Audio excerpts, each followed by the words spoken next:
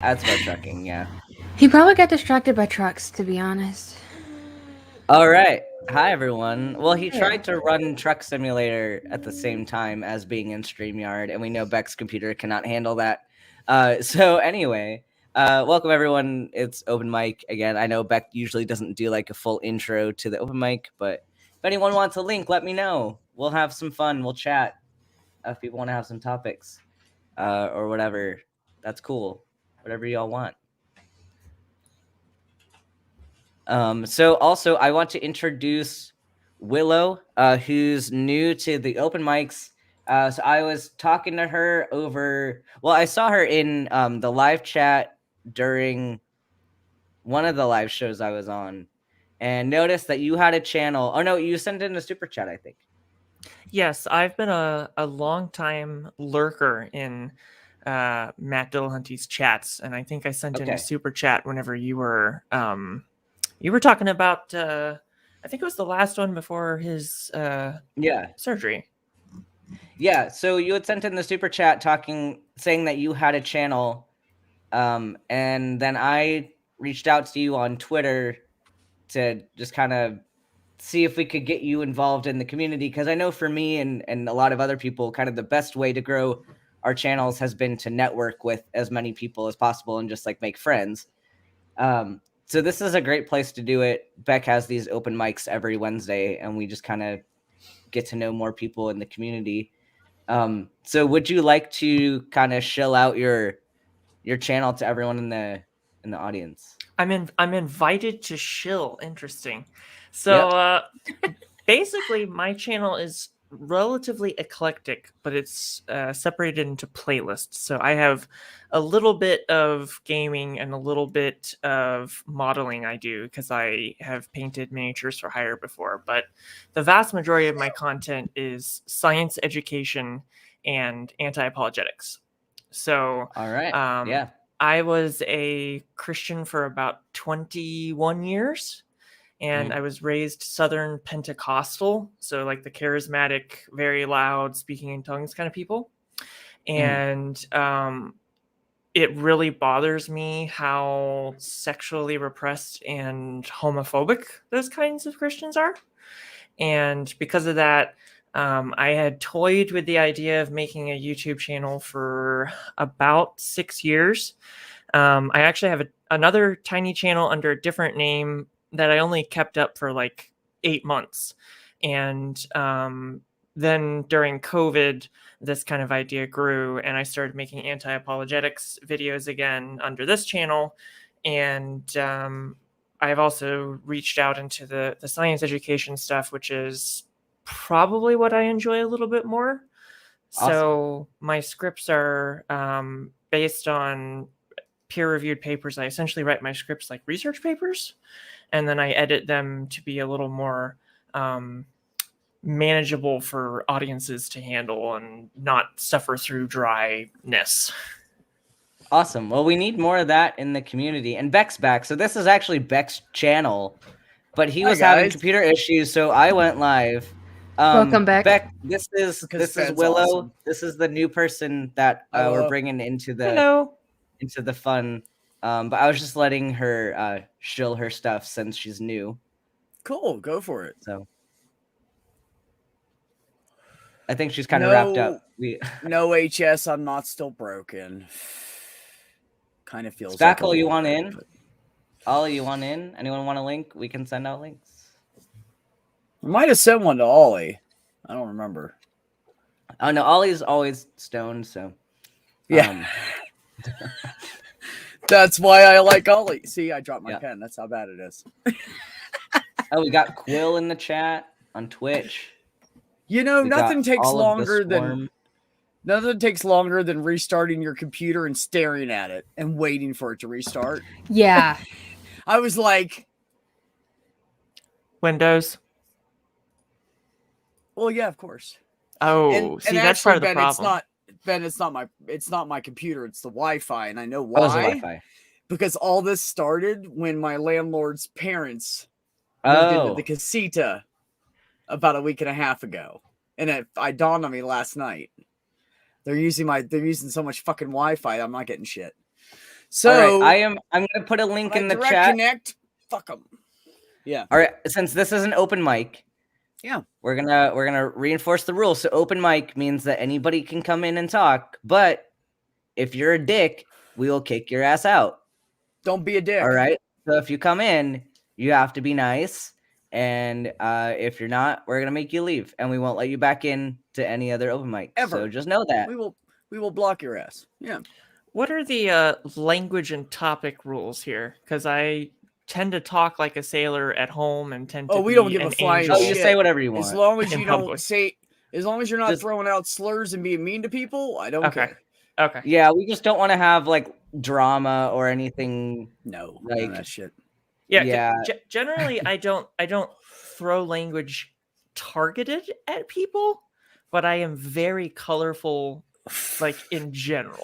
You'll So are you'll we. fit right in. You'll fit right in. We just don't want someone coming in spouting racist bullshit or Okay, something. yeah. Like Yeah. Anybody does that shit, I will fucking. we'll boot their ass. I'll Like we hunt you don't mind down. if people disagree with us, but they can do it like in a nice way, and we can have discussions about it. But we're like Beck enforces a very no drama channel. So Yeah.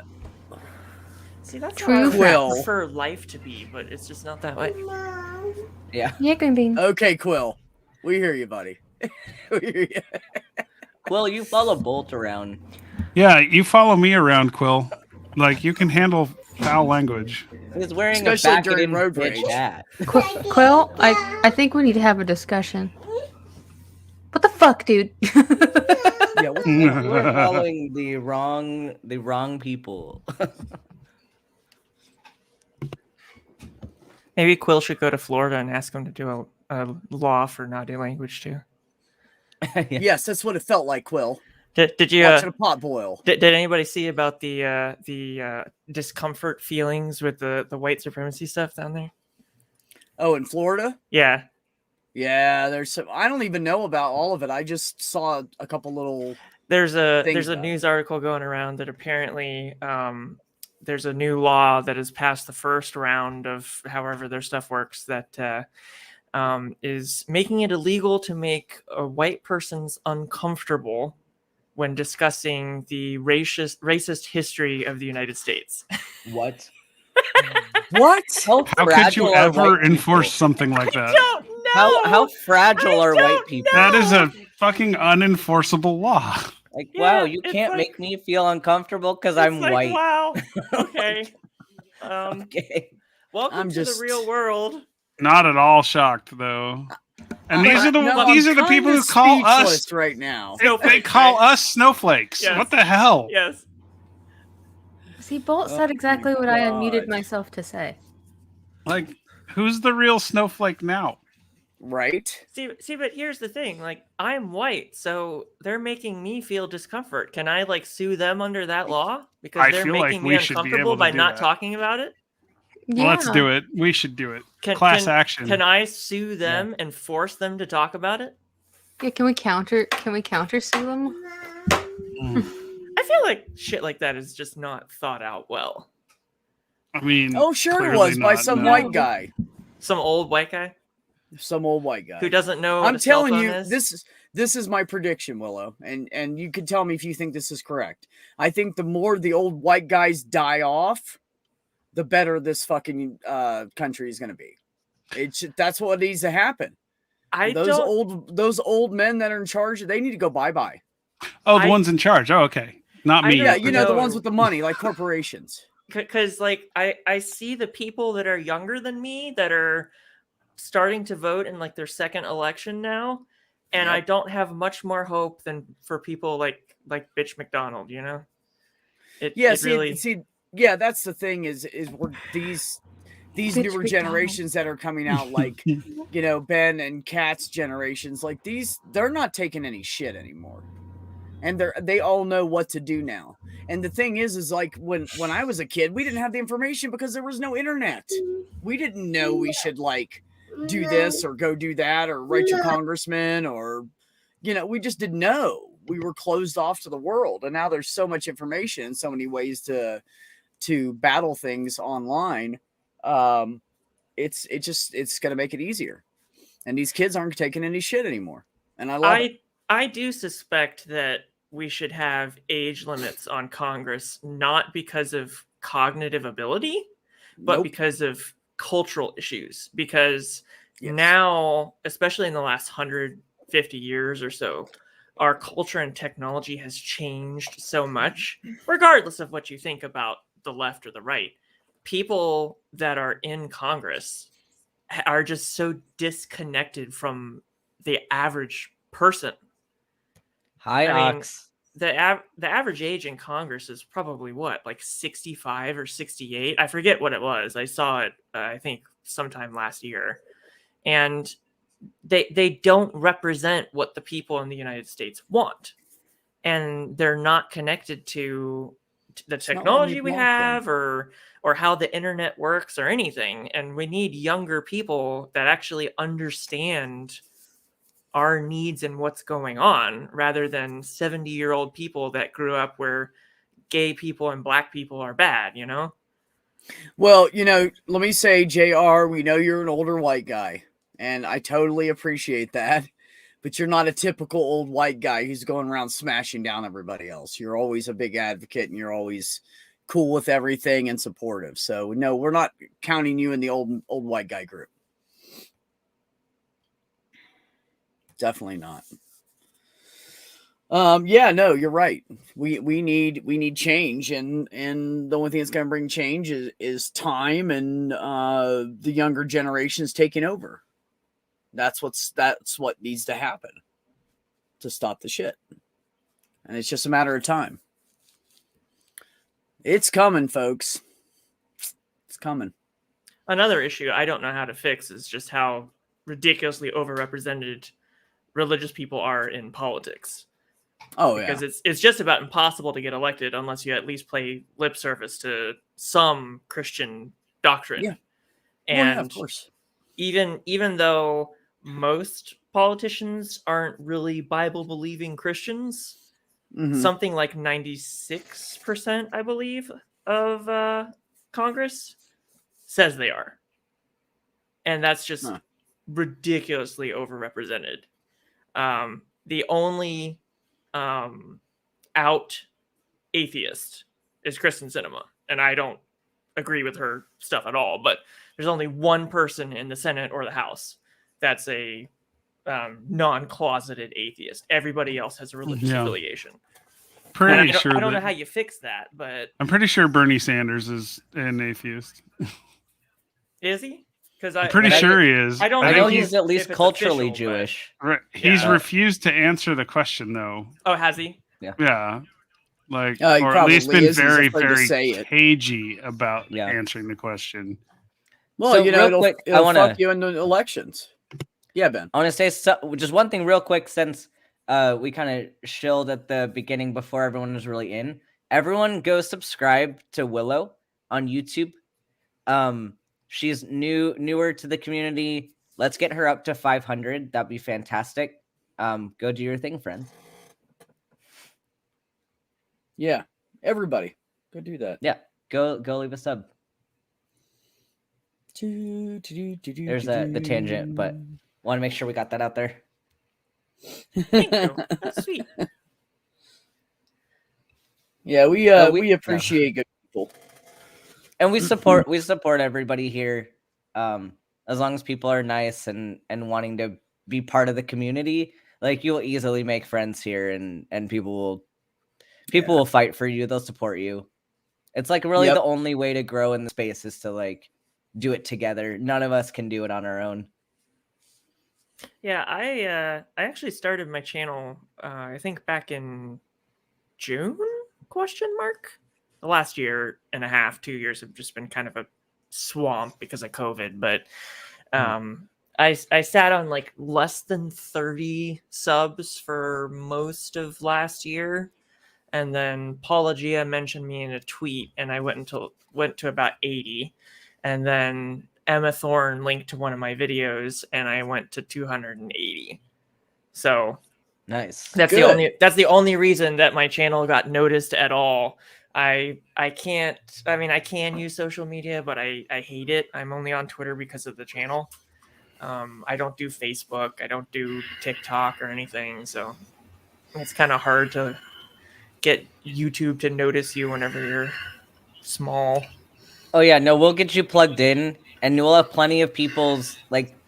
Once you're part of this group, people will start asking you to come on their shows and stuff, and like once you got friends, it's pretty easy to start getting views. Oh, but Matt Powell noticed me. Oh, nice. Oh no, Yeah. I'm sorry. Maddie Powellette noticed me. So you're gonna be on Whack an Atheist Yeah. Wednesday. Oh, I don't know. I possibly probably not. That's my goal. My goal in life is to be featured on Whack an Atheist Wednesday. Piss him off enough to make him talk about you, right? Yeah, Maddie made a video kind of about me. Really, what it was is it was like 30 seconds of me talking out of context with recycled crap from other videos that she'd already posted, and that was pretty much it. So it was kind of like another crappy version of budget Whack an Atheist, and it really wasn't as fulfilling as you think it was. I sort of want to be on Whack an Atheist just as like a weird bucket list thing, but I feel like it won't be as vindicating as I hope it would be. Phoebe, I'll tell Ethan, because actually we were talking about Hot Seat last night in the after party, and definitely I'm gonna be on the Hot Seat at some point. I'll request to go on with you as my opponent. We'll make it happen. Oh, Phoebe, Whack an Atheist Wednesday it's Kent Hove and Matt Powell talk shit about atheists. And if you get on their show, it's because they're worried about you. That's why Ben wants to be on it. Fuck yeah. It's hilarious because I mean, I do not understand people who can take Kent Hovind seriously. Like, I do not understand that. I mean, that is actually surprising. Like, even if you are a young Earth creationist, like, I still would not take that particular man seriously. Have you read through the comments though? It's wild. It's wild. wild. The comment section just drools over their knobs, man. It's bad. Wild. It's really bad. They live in an entirely different world. And part of it's because their content is so curated in an echo chamber. Mm-hmm. It's it's ridiculous. Yep. Yeah, it really is. And you know, that's the problem is with these religious people in my book, is that the common Christian they're not paying attention, man. They're just whatever somebody tells them. Oh, good. Holy Spackle's back. That's perfect timing. Whatever somebody tells them, anybody in a position of power, they're like, okay, I'm a little lemming. I'm going to walk right off this cliff. They just don't even think about it. Spackles are I don't know what token kind of like oblivion of bliss they're in, that they're just so fucking I used happy to be yet so hateful. I used to be a youth director in an outreach ministry as well. I know. so- That's why I said you have good timing. Coming back. Wait, are you still a believer, Spackle? I'm somebody that has an attachment to Christianity and Jesus, but not so much a lot of the dogma attached. It's kind of an interesting relationship there. So Well, I'm not going to probably a yell at you deist. about it either way, because No, I that's think I'm kinda douchey. probably a classical deist at this point, kind of like the style of Thomas Paine. Oh, that's But, fair. Yeah. Yeah. Which I know that deists typically are a little more hands-offy, a little more watchmaker. Oh no. So I had to make that Oh God. clarification. This is not okay. They're talking about the chat. Got nice not soft the hands, comments. Ben. It'll be okay. I was stuck on that comment. Like, Yeah. That's Ben, Wax, Matt Powell, what? Matt Like, Wax, but- yeah. Oh no, apparently I'm the sub here. Apparently I'm the sub in this situation. No. He's I feel whacking like, you. You're in charge, bro. I feel like you could kick Maddie's ass if you wanted to. I'm a power bottom. I'm just saying there's been a lot of Christians that I've known that are very hateful, that speak out against LGBTQ folks, that turn out to be, I was wrong, and they come out as gay later. That is So- definitely a trend. I have That is a noticed theme. I have noticed that the more militantly homophobic a We're person not sorry is, to be, and it was funny. the more likely they are to be caught having either an orgy or illegal sex of some type. Oh, remember Yeah, like Brother with Mario? little boys. I know. Well, you heard about Brother Mario, right? I don't know that name off the top of my head, but I So- assume it's someone who sexually abused a minor while a part of a No. major church. No, thank God. No, not that bad. So Brother Mario had a YouTube channel, and all he would do on the YouTube channel is be like, "This is what I'm struggling with, brothers and sisters," or he'd be like, "Oh, and the That's Bible staying up says all this," stream. or sometimes Brother Mario would be like singing. He would be singing like Jesus songs to other people's tracks, like Hillsong, and people would watch that, and then he'd have to pull down the video so he didn't get a strike. So Brother Mario had like a huge following. He was making more money than he ever had in his life. He was making like super chats and Patreon and stuff like that. He said he made $1 million in 1 year. This is what he says. So he got outed for hookers and blow, male hookers and blow, and all sorts of scandals. And they're like, "No, Brother Mario, how could you do this?" And he gets online. He's like, "I'm sorry, I never had that much money before in my life, and Satan just had a hold of me." And he's like this good-looking, handsome guy. You know, I can see why people were like, "Hey," and then like eventually people like got him. So anyway, his ministry's back up like 6 months later. He went to rehab, and he's like, "Hey." Oh, okay. Yeah. Yeah. Rehab will fix that. Rehab. Right. Satan got a hold of him, huh? Yeah, Satan got a hold of him. Got a hold of me. No, honey. The male His blowjobs name are was just too Fred, and he was a little gay boy. I didn't know Satan was into that Oh. stuff. That's kinky. And I'm just like, dude, like, What, And- JR? I was going to say, you'll have to excuse me, my voice. I'm sick, but I'm trying to get that's all right, better. buddy. So Hopefully not but- COVID of some but- type. no. I'm not sure what the doctor said. It was not the COVID or a flu. It's just something. It's that's not the going, vid. You know. Good. Yeah, it's got my vocal cords and stuff wrapped up in phlegm and crap. So, Yeah, I can see. but anyway, so it's a little hard for me to talk. But I wanted to come in. Yeah, I'm an older white guy. I'll be 62 this year. Mm-hmm. In about 8 months. So, yeah, I'm pushing it. But we need to reach more of my group, and I try to do that in my room that I have in my chat room, which is where I work with, trying to convert people. Well, not really convert people, but make them think about what they're actually worshiping. Right. And also into the politics with it. It depends on the night and the people that come in, and I if it gets on the gay subject or something like that, I try to guide it to where it's on the better side of it. And I too put people out when they get too much of an ass. Yeah, absolutely. I'll put up so- with so much, but only, everybody's got a line, right? Yeah. Yeah. But we do need No, to and I know reach- you do that, and I truly appreciate that, because we need more. You're right. We need more people to say shit. That's just the bottom line. And We there's need more there's- conversations. There's more out there than just me. There's more of us out there than you would really think. Yeah. The I news know. media, the news media makes you think that no, you Yeah. know. Yeah. Well, But, I don't listen to yeah, them. I don't even watch there's the more news. of us. There's more of us out here than you think, Yeah. or they would Good. lead you to believe. Right. So yeah. Yeah. They like to Keep promote them. the bad, not the good. Unfortunately, Jr. They don't care Yeah, about that. yeah. That's because that's where the money is. That's what sells. That's right. Drama sells.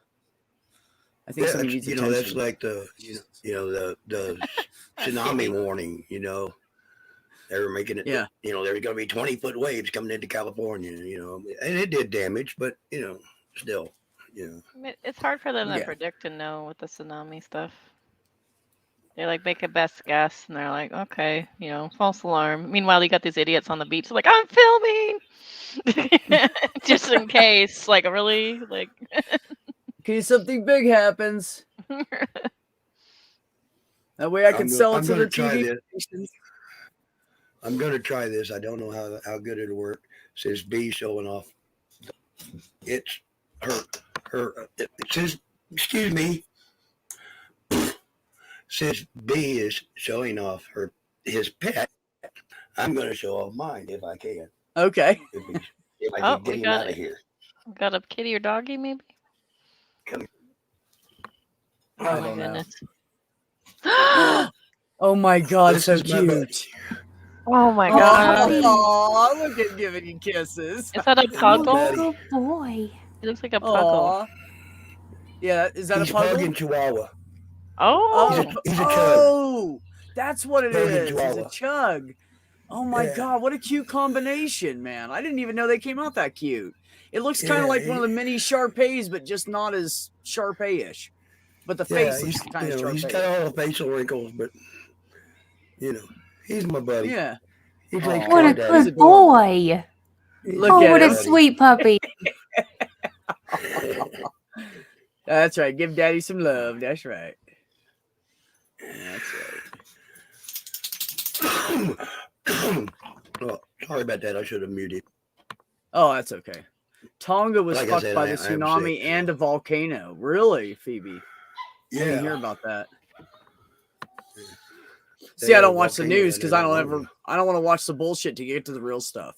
So I just don't watch it most of the time, which I know is probably bad. But I'm on YouTube so much, JR. You know, if it happened in the news, somebody's talking about it. I just check all the channels I'm sub to, and I know everything that happened that day. Oh yeah. But yeah, they had the volcano, and that's what triggered the tsunami. Oh shit! Okay. It was really cool. If you want to go out there and look, you can find it. It's not hard. Yeah. Where there's nothing. All right, just ocean, wide open ocean, and then all of a sudden that volcano comes through the ocean, the top bursts through. It is so cool to see. I bet it is. I'm gonna have to look that shit up. Bold, if you can find that, let me know. We'll screen share it. It's like just what's look caused up, the like, California Tonga. tsunami. Gotcha, Phoebe. Yeah. Where did that hit on But California? Sunday? No, where? It went all the way. They had the whole tsunami coast. warning all the way from Mexico to the top of Alaska. Holy shit! All the Solomon Islands and up through there got hit with it. So, but depending on where it was at, it was depends on how big it was. Right. So it was a major thing. I mean, it was a big volcano. It's a big. Yeah, well, we're gonna see more of that. So I mean, it's happened before. What makes me more nervous than the tsunamis and the volcanoes and the volcanoes causing the tsunamis is the plate shifts that's going to happen if shit like that keeps going on, and it's going to. That's worse than anything. We got some bad fault lines. I'm just saying. If you guys somebody look up, just for the hell of it, anybody wants to, look up fault lines in the U.S. and see how many there are. Well, we have a major one here in Arkansas. Spider web up from the Gulf. I'm in Arkansas, and we have a major one that runs under the Mississippi River. It's actually recorded as one of the largest earthquakes in the United States. Oh shit! Even Mark Twain wrote about it.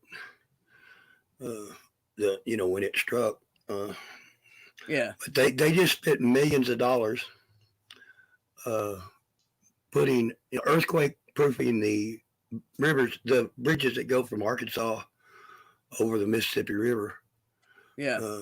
And what do? A little bitty earthquake come by and cracked one of them. The I-40 bridge there it can't even be used because it's cracked. Oh, really? When did that happen? Yeah. Back in the summer. I was gonna say, you know how many times I've drove over that bridge? Oh yeah.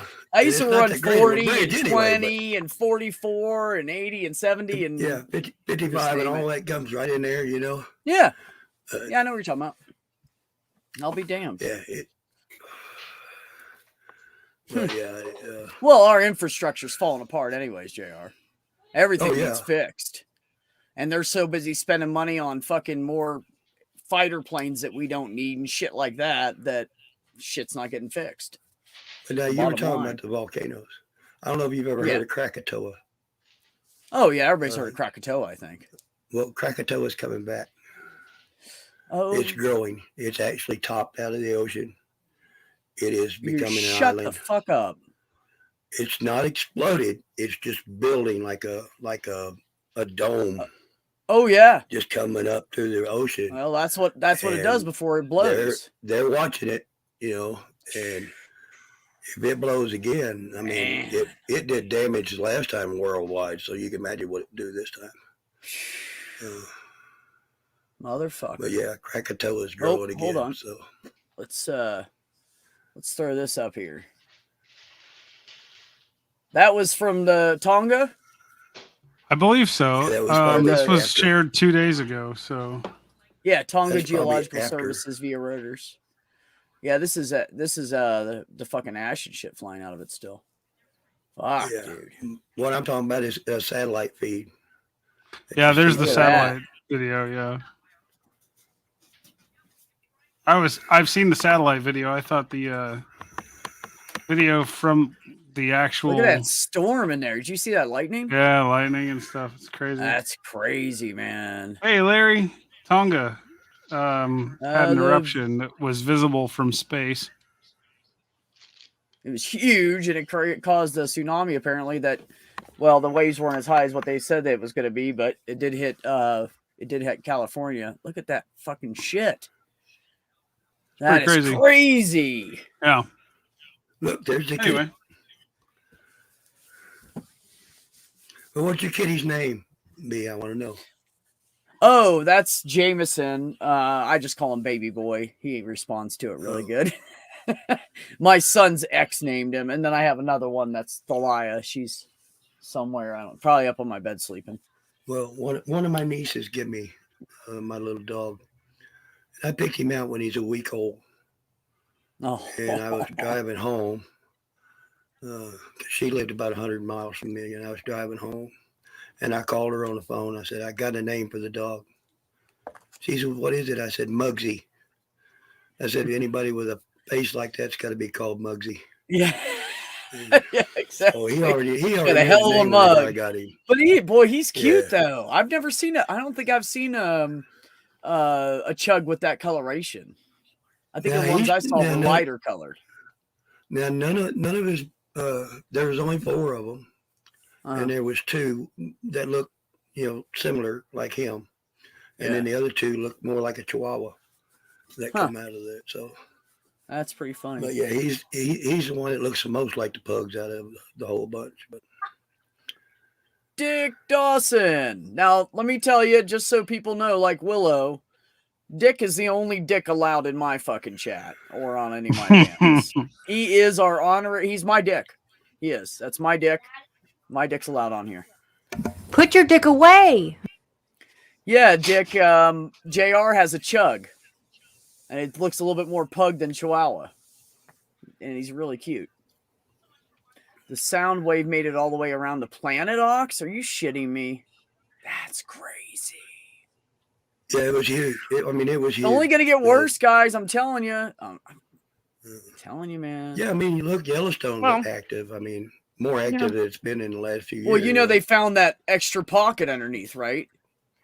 Does everybody know that happened? There's the main if Yellowstone chamber... goes, we're fucked. That's really bad.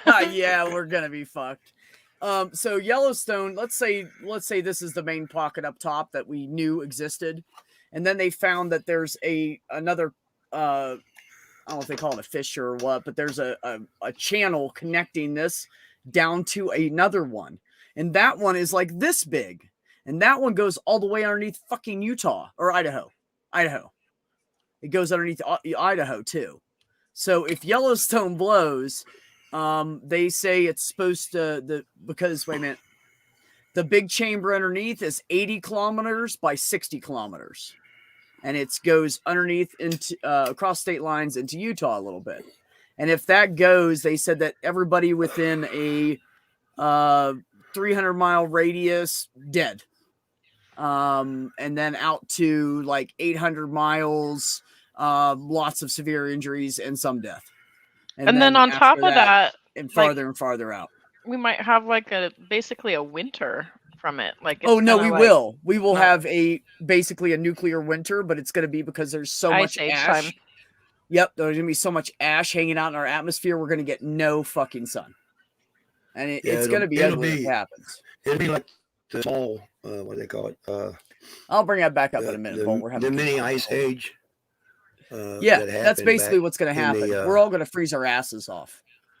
Yeah. And anybody up north where it's normally like -10 in the winter, it's going to be like that for like a year and a half or something.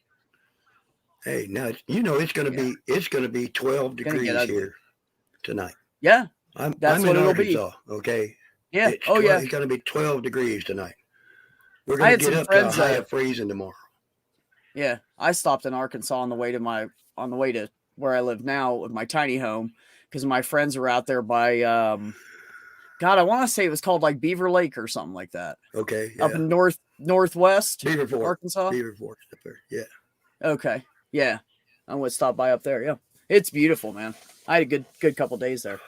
Yeah, so yes, you're right, Larry.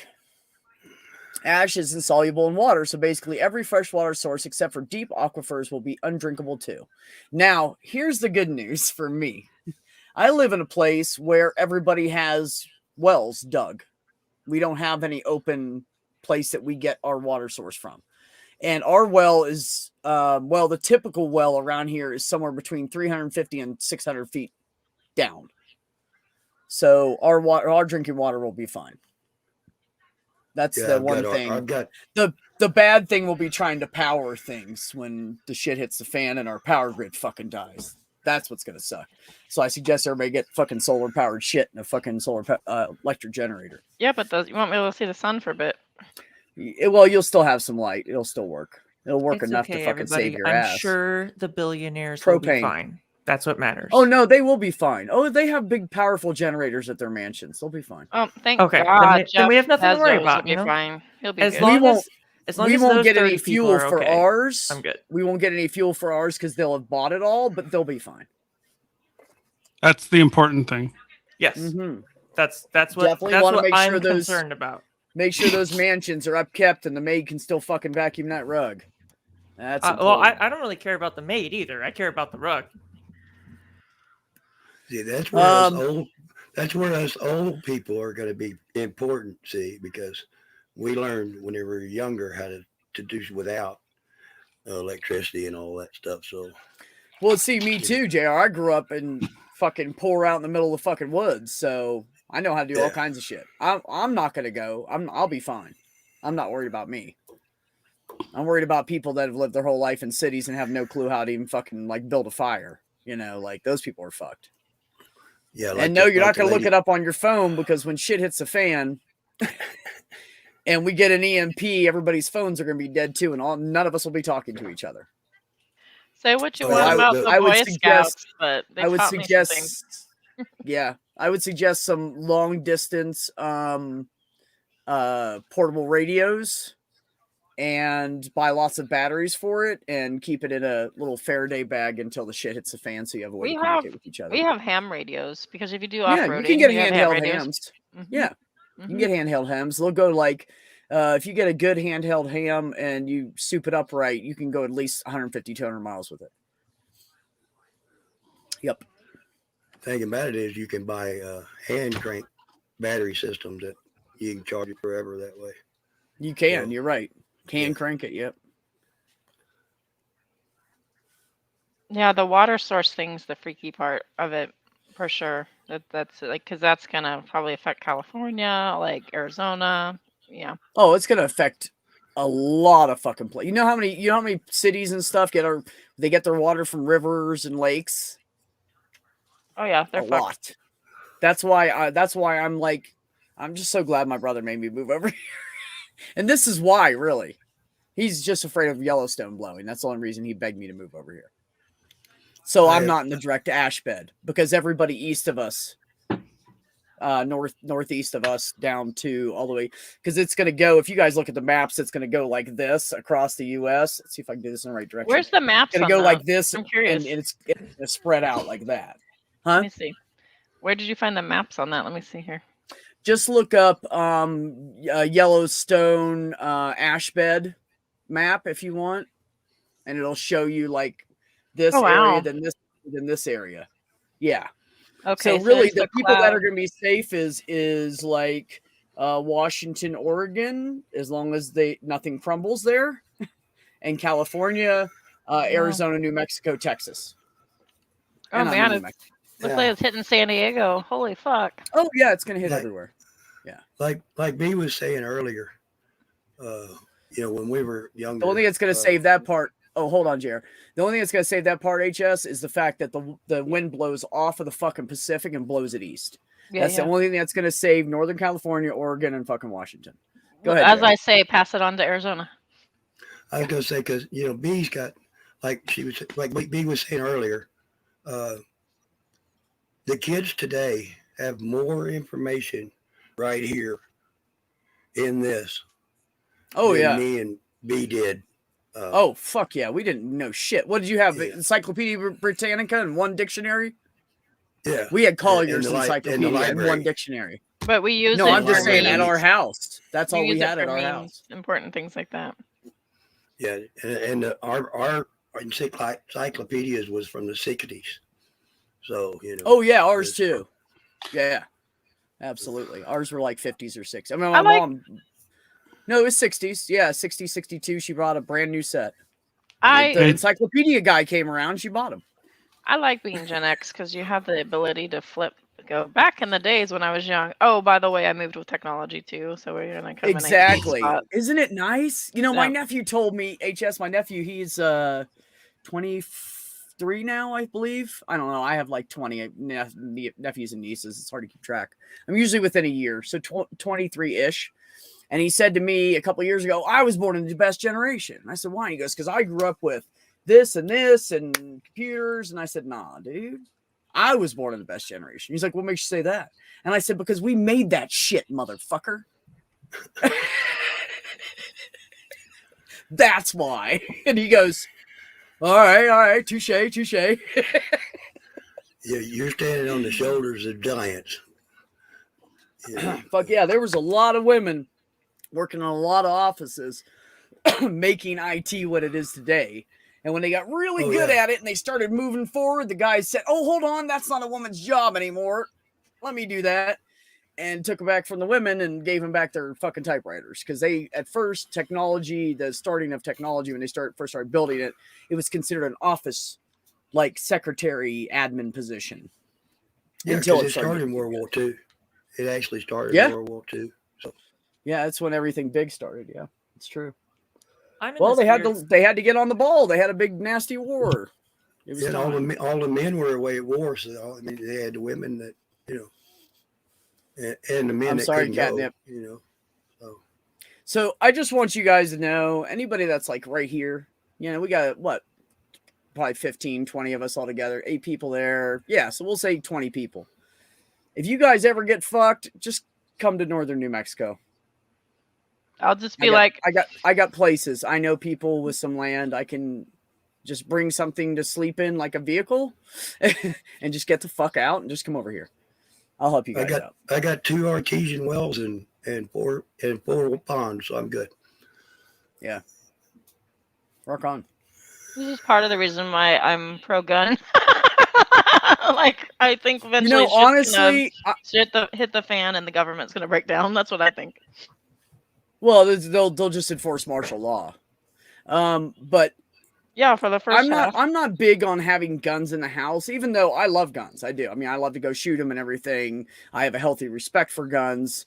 I've shot everything from an M50 to an M60 to a M16 to a fucking 9mm to a 38 to you name it. anything carryable by 2 people or less, I have probably shot. You were in the service, right? Well, yeah, I was in supply. I had to learn how to take them all apart, use them, Mhm. clean them, everything, because that was part of my job. So, which was great because we were on the firing range for like days just shooting different guns. It was fucking great. I've only shot shotguns and Glocks and revolvers. Like that's all I've done. Yeah. Yeah. But my point is I don't think people should have a big stockade of guns necessarily, like in today's The what's militia. going on right now. But, you know, we're all going to need protection later because there's going to be people going around that are fucking hungry and they have guns. So you might want to have a gun just to fucking protect your own home because people will go rob and they will go do some crazy shit. So I just believe that if you're a we gun should really owner, get you on a should be lighter really- topic. Like everybody's quiet except for 3 of us. Yeah. I was gonna say I think that gun owners should be really properly trained, and that's I think what we're lacking. But yeah. Oh, I agree. Like when I lived in Ohio, if you wanted to have a concealed carry, you had to go through a course. Like it wasn't just like, oh, let's read some stuff. Okay, I did the course. Like they went over, they had like slides and they discussed different ways to protect yourself in your home and what to do and what not to do. And, you know, as far as the gun and protecting yourself at the same time and keeping yourself in a safe position. And then after we went through all that, then they took us out and we had to shoot guns that proved that we could fucking shoot them. And so it was pretty good. It was a pretty decent course. Not all places have that, unfortunately, but I think it should be a requirement. And I think that people should go to the range and have it marked off on their card that they did so much time shooting off so many rounds at the range before they get that fucking card. You can't just hand a gun to somebody and go, you're fine, you shot it once. Well, but isn't it the case like at least most people that I've heard take a concealed carry course, most of the time it ends up making you not want to use the gun because it shows you how many scenarios there are where it's absolutely inappropriate and you just don't know enough to use it appropriately. Yes. Like it makes you also very well teaches aware that you- it's almost never appropriate. Right, but it does teach you like self-defense in your own home. Like they always tell you, like, don't hide behind a wall standing up. Get low and hide. Don't just stick your head around the corner. Like the point is basic stuff, but stuff people don't think about. But no, it will. Yeah. There's some of them that'll make you go, well, "Fuck, I don't want to confront somebody." That's the point. The point is like to make sure you are aware if you're going to have this weapon that you're hoping not to ever use it. Your goal is not to need to use it. Ben, you're on point right there. Yeah. If you pull out your gun and point it at somebody, you better be willing to shoot them for a good reason. And you better be willing to take the consequences for shooting them. Exactly. Otherwise, keep that holstered. Don't be pulling it. My grandfather told me that yes, Larry, if you pull your gun, pull your trigger, because that's the last resort. You've used everything else up. So when you pull that gun, pull the trigger, because that's the last thing you got to do. Well, there's plenty of people. There's plenty of people in home defense that never pull a gun, and will beat the shit out of the robber. So, you know, I'm not saying go run up to everybody that breaks into your house with a fucking baseball bat, but I'm just saying that it's not always necessary to have a gun in every fucking situation in this damn world. It depends on what's going on. You know, some guy walks in and he's got a fucking knife. You know, you have a gun. You really don't need to shoot him. He's probably not going to attack you. It's my bad. Let me leave now before this motherfucker similar rules kind of go with knives too. So like if somebody's punching you, you don't just whip out a knife. As soon as you do that, it's escalated. Like it's you know, like there's just sort of rules with escalation where it should be de-escalation. Right? Yeah. Absolutely. Talk to cops, talk to lawyers, talk about that and see what they think, because they'll tell you like legally how much trouble you can get into as soon as you pull out a weapon and start slashing. The only time you can pull out a weapon is in self-defense. That does not mean somebody swung at you and you can shoot them. That means this motherfucker's coming at you and he either has a gun, has already shot at you, or has attacked you in some way, shape, or form. And this is a last resort. Like they said, last resort. It should always be your last resort. Because the bottom line is you can beat the shit out of somebody with a baseball bat and they'll walk out of the hospital a month later and do some rehab and they'll be okay. You shoot somebody, they're probably not going to be okay. Now, for the rest of your life, you have to worry about having that fucking guy's death on your conscience. And I'm going to tell you from personal experience, you don't want it. And you're going to be prosecuted because regardless Don't of whether or not it was justified, you're still probably going to prison. Well, Like- no, I mean, it Depends on the state. It depends on the state, rules. but if they depends can on the state prove and the rules, self-defense, they'll probably do like 2 years, 3 years, and be on probation for 10 or something. no, but No, that's they can still prove that's the point self-defense. was no, but that my point there was though, like you're doing some time, you are taking some consequences for doing the action. It's not a get off scot-free because No. I had self-defense. You will have consequences. So make sure that No, and you not have here. to, if you're going to prove self-defense, you have to have demonstrated that it was appropriate to do that. So The know law- that you are taking a risk because they also might, depending on your case, you might not be able to prove that very well. So is saving your life worth the potential of losing a case like that? Because you might you have lose to. it. You also have to worry about the fact that even if you do make it through it, you have court fees, you have the time in jail, you have all the investigation and the paperwork and them interrogating you over and over and over and over again. Your life's going to be hell for years. Years. You're not going to just be like, oh, now there are some places that have a castle law. And if you tell somebody don't come in my house, or if they break in, you can shoot them. If they die, it's okay. It's a castle law. You will be okay. But that's not always the case scenario, and it's not always. There's certain stipulations behind that castle law, and it doesn't apply in every fucking state, in every county, in every city. And frankly, those castle laws are bullshit. In my opinion, like Florida needs help. Well, most of the laws are more about maiming someone. Like if they break into your house, you shoot them in the fucking leg, and then you call the fucking cops, and you can get away with that. As long as they really do break into your house, you can get away with that. But you can't always get away with just fucking. You're gonna kill somebody. I'm sorry. You're gonna do some kind of fucking time, no matter what. Ben's absolutely right. I think what upsets me is there's so many people that get guns and they brandish them and stuff like that. Even on YouTube, I can think of 3 creators that people still interact with that have brandished a gun on screen. And I'm like, how on earth is this a thing? Like, Revelation News. Never heard G-Man's brandished weapon. I'm not surprised about G-Man. I'm not shocked. There was this guy named Slim Jim. That not the Catholic Slim Jim, but the other atheist Slim Jim. He brandished a weapon. Another guy named Negs brandished a weapon. Like it is a problem. And then every time they do that, even though I know it's on screen, I cringe because I'm like, A, you're a walking argument for gun control, like really strict gun control, and B, like if you're willing to do that publicly just for willy-nilly, like for bravado, then like, oh my God, what are you doing in your private life? So the thing that gets me, like this is probably like the biggest thing that bothers me about like the people who talk about self-defense, and especially women's self-defense, like people who say, like, try to teach that bullshit gun self-defense, like self-defense if you are unarmed and the other person has a gun. It's a scam. People will charge money and do like a weekend seminar and teach you this gun self-defense. If the other person has a gun and you are unarmed, you're fucked. Like, you cannot, as an unarmed person, reasonably, unless you de-escalate the situation, like that's really the only option you have, because you're not going to fight your way out of that.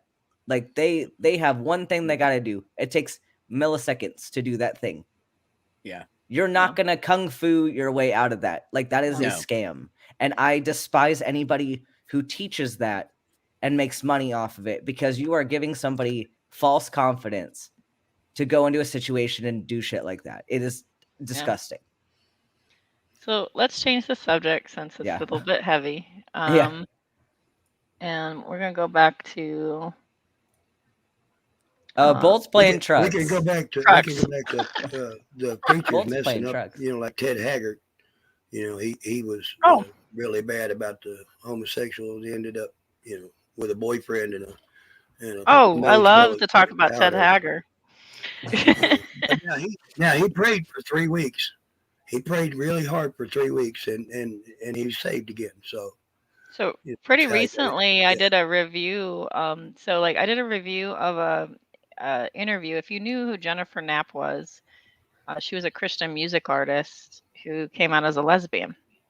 And when I was in high school listening to her, I thought, gosh, she sounds a lot like Melissa Etheridge to me. And then lo and behold, fast forward, she's like, hey, I'm a lesbian, guys. And they're like, oh my gosh. So a pastor from my city, from San Diego, Horizon Church, was like, you're living in sin. And so they brought him on a Larry King show. And they brought, when Larry King was still around, and they brought Ted Haggard on as well. Well, Ted's been through a scandal, and he's like, I was a homosexual, but now I'm healed. My wife took me back, and now everything's fine. And you just have to pray. And it was like, oh my God, like, what am I watching? But I have to say, Jennifer Knapp throughout the whole thing has so much grace and dignity throughout the whole thing, and patience, because they're so horrible the entire time. Yeah, I'm ceaselessly amazed by how obsessed with the sex lives and genitals of other people conservative Christians and gender critical people are. They are the most obsessed ever. And they seriously project about trans people and liberal/left people making it all about sex and gender. And it's like, no, we just want people to be able to be comfortable and do their own thing. And you are constantly trying to look up the skirts of people to make sure that they're going into the quote unquote correct bathroom. Just let people have their lives. So You know what I always say? Well, this is what I always say, and I'll say it again. If you don't like trans or gay people, don't date a trans or a gay. That's all you have to do. That's the only way it would affect you, is if you went to have some kind of intimacy with them. So why the fuck are you worried about it? Yeah. I don't go up to when I identified as a lesbian, I didn't go up to straight couples and go, "Oh, that's disgusting. That's You gross. shouldn't How do do you that make in that work? public. What the fuck is wrong with you? There's children around." Oh my goodness. So I I'll stay the fuck absolutely out of yours. despise that. Like the up in arms. Oh my God, I'm boycotting so and so brand because they dared to show a lesbian couple on TV. We can't be showing this to our children. And it's like, bitch, do you know that I exist? Like, I'm sorry that my existence makes you uncomfortable, but your kids have to be exposed to the real world. Like, No, this is what exists out here. You let's know? teach them hate, and let's teach them judgment, and let's teach them to despise anybody that's not exactly like them. That's a good idea. no, but okay, hold on. So if I pray to Daddy Powell, will I not be an atheist anymore? Well, I don't think you'll make it that far, because Daddy Powell actually wants people like us to not be alive anymore. Like, unfortunately, like that's really out. But I'm Daddy Powell's power bottom.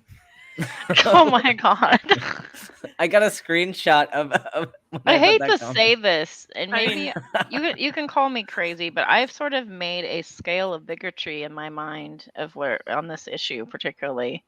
But I mean, on many issues, you could do that. And I look at it and go, okay, you've got people that are like, ew, gross. And then you've got like, you step above it. And then you got like Matt Slick, who says, you're living in sin. You're going to end up in hell. And you're like, okay, well, that's not good. And then you get a step above it. And then you have the Steven Andersons and Matt Powells who say you ought to be unalived. And I'm like, holy shit. Like, so I look at it as this level of bigotry, and sadly enough, I could coexist with the Matt Slicks, okay, even though that's still terrible. But like Matt Powell is really, really horrendous. Like, he's really bad. I'm shocked he's still on social media. If you think that's bad, you should check out my video about Maddie. I have Steven Anderson in there too. That one was so bad that it got taken down for hate speech, and then Oh, I yeah. had to appeal it and get it put back up. I got to find Steven Anderson's website because there were only about 2 or 3 videos about him on YouTube since he's been taken off of there.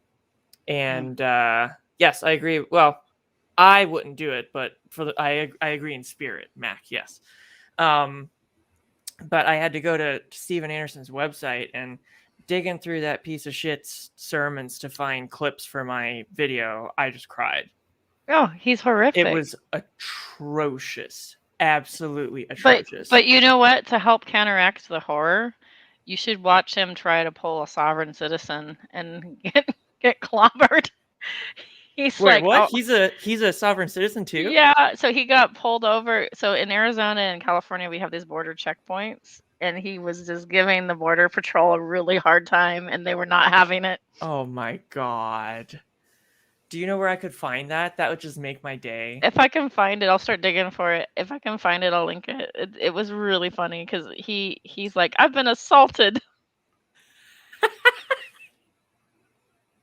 All right, folks. B, thank you for letting me in, and good to see all of you being Bolt. Yeah, he got Somebody- treated. Yeah, Stop JR, there, it's buddy. good to see you. Yeah, Well, man. anyway, I'm going to work on the voice thing and kick this. So anyway, All right, buddy. All thanks, right, y'all yeah. be Bye. good. Much love, brother. Bye. Okay, buddy. Yeah, Steven Anderson's one of those people that constantly talks about attacking and hurting gay people, and just like he says he's not obsessed, but that's all he talks about. And he's one of the people that, oh my god, he got tasered. I have to see this. Yes. So every time So- you get really upset, just know that he managed to get himself tasered. But he's one of those people that I strongly suspect has sucked a dick. Like I just that's my suspicion with how militantly homophobic he is and how constantly he talks about it and Wow. gives fashion advice about how people he doesn't like look, this slur way. I'm pretty sure he's done some stuff He behind kind of closed looks doors. like Jack from Lost for me too, just a little bit. Jack from Lost, who was in Party Yeah. of Five as the oldest.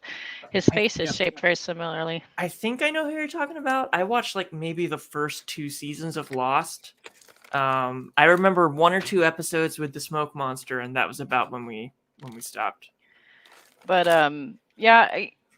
Matt Powell is horrific. Anderson's horrific. We've got some other people floating around that are pretty horrible, that say horrible things. Smokey Saints said horrible things. Jesus is Lord has said horrible things. G-Man said horrible things. G-Man was on Drunken Peasant saying what he would do to trans folks with bats. I mean, like, Unfortunately, are you I kidding me? heard that on Twitter. Yeah, that Yeah. made me sick. Yeah, but luckily he's an idiot, where I think Anderson is smart enough to actually get into trouble. Is G-Man a creationist, a Christian? He's Is a he religious person? fundamental Christian who mixes up theologies because he's an idiot, and Okay. he just thinks the more hardcore he goes, the more he really truly believes, and he's inflammatory. Like for me, for instance, so in the community, there was a guy that would engage with our community with apologetics. His name was Matt Bell. Matt Bell had a big giant crease down his forehead. People used to make fun of him because of that, but he was pretty smart. He was absolutely cruel and rude and horrible, but he was pretty smart, and he would argue philosophy. Well, it turned out Matt Bell got thrown into prison for 10 years for child, how do I say this? Long distance child abuse through Skype, where you pay Great. somebody to do it, right? Great. So the Scottish lawmaker said that it was the most depraved case he had ever seen in his life, and if he could throw more time on him, he would. But there's not simply a law to cover it. So he got thrown in for 10 years. So upon hearing the news, G-Man's in an argument with different people on Tom Rabbit's channel, and G-Man goes, Holy Spackle's worse than Matt Bell because Holy Spackle supports LGBTQ people. And it's like, what the fuck is wrong with you? But so I bring it up because I think these people's threat meters are so skewed and so fucked up that they just say horrible things. Like they cannot differentiate the difference between that and a loving couple who's same sex being in a relationship with each other. They cannot make a judgment call between the two. Yep. Now, I don't want to take away from the horrible things he said, but do we know if G-Man is just a fucking stupid troll? Because what little I've heard of him talk about flat Earth stuff, he seems like he's so He's stupid. not a troll. He may He's not a actually just troll. be. We're pretty sure. 100%. Like for G-Manology, drags your man. He can explain G-Man's weird mind. Yeah. How can you actually be that stupid though? You can. That's incredible. Oh, they're out there. They're out there. Like, I know people can be stupid, but I've only heard G-Man talk for like 2 hours total, maybe, and it's like, oh my god. Holy Spackle, what do you think of that? Because My only my brother, question. my brother believes that we're all going. Everybody. Oh, Everybody Going where? that says I will go to heaven. Oh, I don't want to be there. I think that I don't like know. I don't know what it's like. I have no opinion. I think of like a I don't even know if it universalism. exists. Yeah. I think of a universalism type thing where people can ascend to heaven even though they're like the worst human being ever. Would probably be with the stipulation that whatever's traumatic and broken in you is going to be repaired, and it's a restoration of all things. Now, if it's a restoration of all things, I think restorative justice is a great thing. So I'm not horrified by that like some people are, because if it's truly like a restoration, then he wouldn't be so fucked up. Well, according to my brother, what he believes is that we're all going, anybody that agrees to, and that we are going to help people on other planets. So if that's the case and we're not just hanging out for eternity, I think it'd be pretty cool. No, I don't think this whole like heaven thing where you do nothing makes any sense. Like No, think, it doesn't. Yeah. There's got to be some purpose. So right? how would that? Why work? would you do it? Like, say you're in a 40-year marriage, and you are abused throughout, and then you both go to heaven. How can that possibly be bliss for the abused partner? Right. Does God just separate you forever? Well, I think it's more like, I mean, we'll have to wait till my brother gets on here. I'm going to bring him in a minute. He went to have a cigarette. I don't know if that means that you'd be chained to the person, though. I think it's more like when that happens, that we're going to realize a lot of stuff, and we're not going to be, the horrible people won't be the horrible people they are now. But there's still that baggage, right? I mean, you were mistreated. Well, not if they're, I mean, I'm assuming if it's heaven, you wouldn't have to be around them, would you? It's heaven. I mean, the whole point is everybody to be happy and good and, cohabitating well and everything. You don't necessarily have to be, I mean, no matter what. Okay, let's say let's say there's a heaven. Let's start there. There's a heaven and we all ascend. It doesn't matter if it's all good people. Not everybody's going to get along. Well, I'm sorry. There's just going to be some people you don't get along with. That's how it is. That sounds a lot like Earth, except God just stepping in and saying you can't kill anybody anymore. So why doesn't he just do that? I don't think it would. I don't know. I don't think. How about this though? What do I know? Like an aspect. So one of the Mac things. all trying to look cool and shit with the headphones. What the fuck? What's up? What's up, buddy? Go Just ahead. working out with my laptop. Yeah, sorry to interrupt. Oh, good. No, you're fine, buddy. One of the things that disturbs me is the weaponization of forgiveness, and I'm going to explain this in a second. I have had many people say, like, I had an abusive father. Let me get that out of the way. I don't want to get into it. He was abusive. I have had many Christians, pastors, other people say, I have to forgive him. And what they mean is not to release the bitterness or, say, you owe me, or whatever. It is to make sure that I forget everything horrible and say, I'm not going to address any of this. This is fine. Come over and do this again. And we'll be in relationship with each other. But that's not how forgiveness should be. But there's an unhealthy weaponization of forgiveness. And because of that, when people say you ought to or you have to forgive, it makes people angry if you've had trauma, right? So even like in therapy, like the topic of forgiveness, like like came up, and I said that's a loaded word, because in Christendom, depending on the pastor you're dealing with, or like you have to forgive me. I've seen so many Christians go, I've done these horrible things to you, but you have to forgive me. I threw your docs off online, but you have to forgive me. And I'm like, no, I can I let go don't. of my bitterness and forgive you in that way, but I don't want to be in relationship with you. Like, we're Yeah. gonna just coexist. The world's a big place. You can be over there and I'll be over here. Yeah, just I stay think the fuck that's away from me, right? perfectly fine. I don't I think think so too. I don't think it's gonna be a kumbaya, like everything like that, like we did to traumatize each other is gonna be like, oh, that's Yeah. yeah. Yeah. I don't know. No, So- I don't think. I think that's unrealistic, because it's not like we're not going to have personalities still. We're not supposed to change that much. And mind you, I'm Um, suspending my own mean, like I beliefs said, I don't know. to have this conversation. By the way, Well, me I need too. to Oh, clarify. me too. Me too. Trust me. Yeah. And honestly, I sometimes I don't know where to label myself at, because I don't believe any of it. But at the same time, I don't know that it's not true. So I feel like, okay, these are my beliefs, but at the same time, I'm like, but what if I'm wrong? Because I don't know. Because the bottom line is, none of us fucking know, and we're not going to know unless it fucking happens. So until that time, I don't know if I can truly judge it and be honest and say fuck no, because I don't know. We don't know.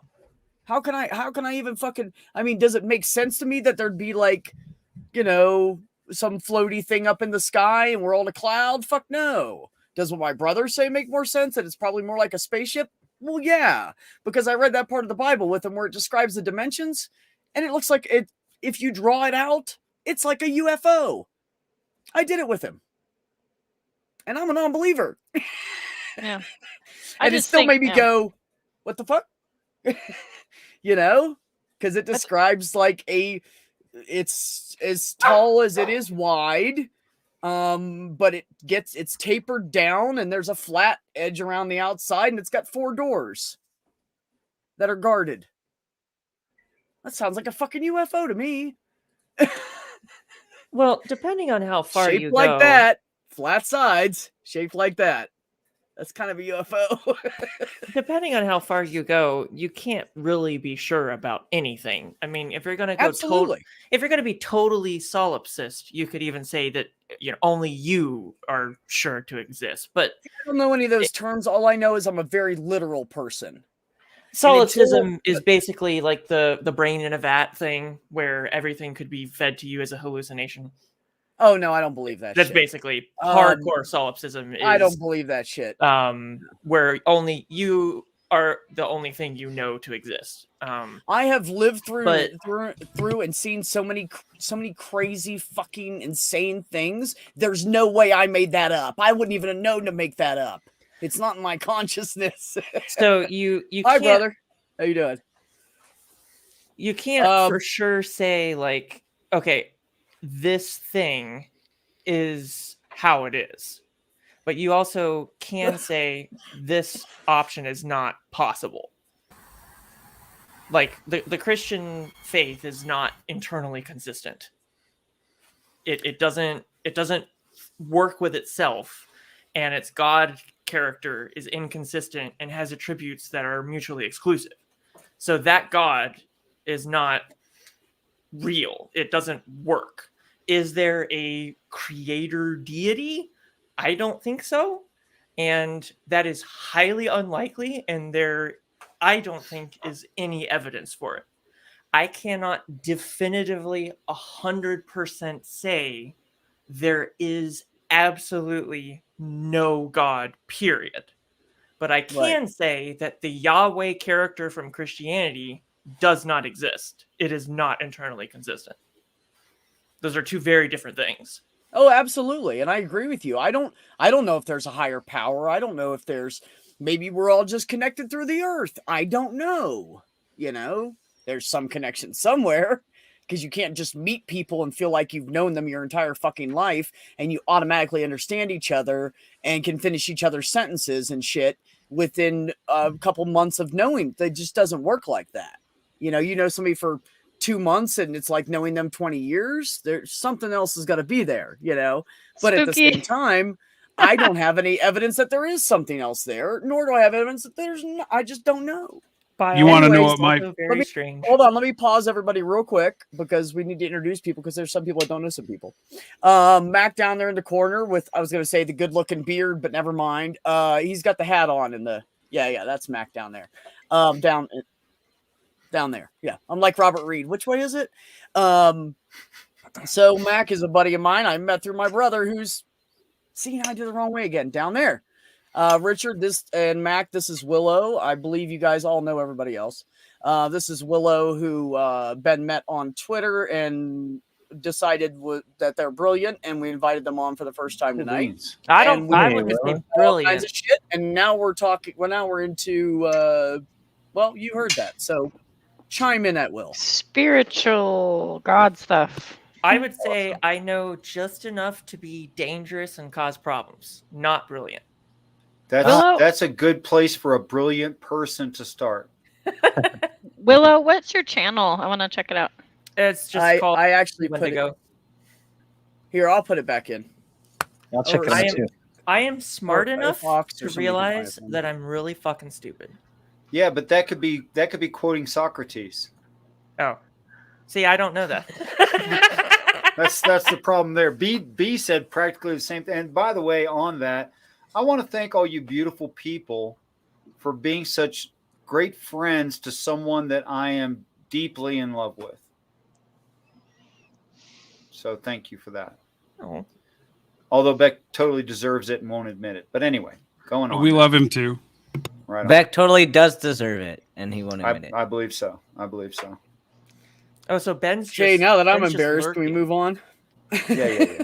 I'm I know, writing. I I'm know you I'm hate writing it, but trivia I don't, for yeah. Friday, and I'm also eating, and don't want to make people feel weird in the chat if I eat on stream. Vex like enough of this mushy Oh, stuff. that's probably good then. What's up, Ben? I'll watch you eat. So yeah, So well, for- Ox So for doesn't anybody not like it, subbed to so- Willow, I just put Willow's link in the chat. Awesome. And Check if you're it out. enjoying the conversation, go give them some love and give them a new subscriber. Just posted a wait. transgender education video like 2 hours ago. There you go, new content. That's you're better than me. interested in I don't that, put out check it any out. content. Part I just 1 of get 7. brilliant people on and let them all go, and I make jokes because I'm like comic relief. Yeah, So, I, anyways, I'm gonna let my brother speak because I know he's just his Oh. head's just he's got shit to say. So go ahead, Richard. Thanks. Yeah, brother. Willow, if you would allow me, and please don't think I'm attacking you because I'm not, but I do want to talk about logic and some of the things that people say and how they can be inaccurate. So it seems to me that there might be some conflation in some of the things that are proposed, and it's really not your fault. It's a societal thing. We're taught by a dominantly Christian society to think of the Bible in a certain way, and that's not necessarily accurate.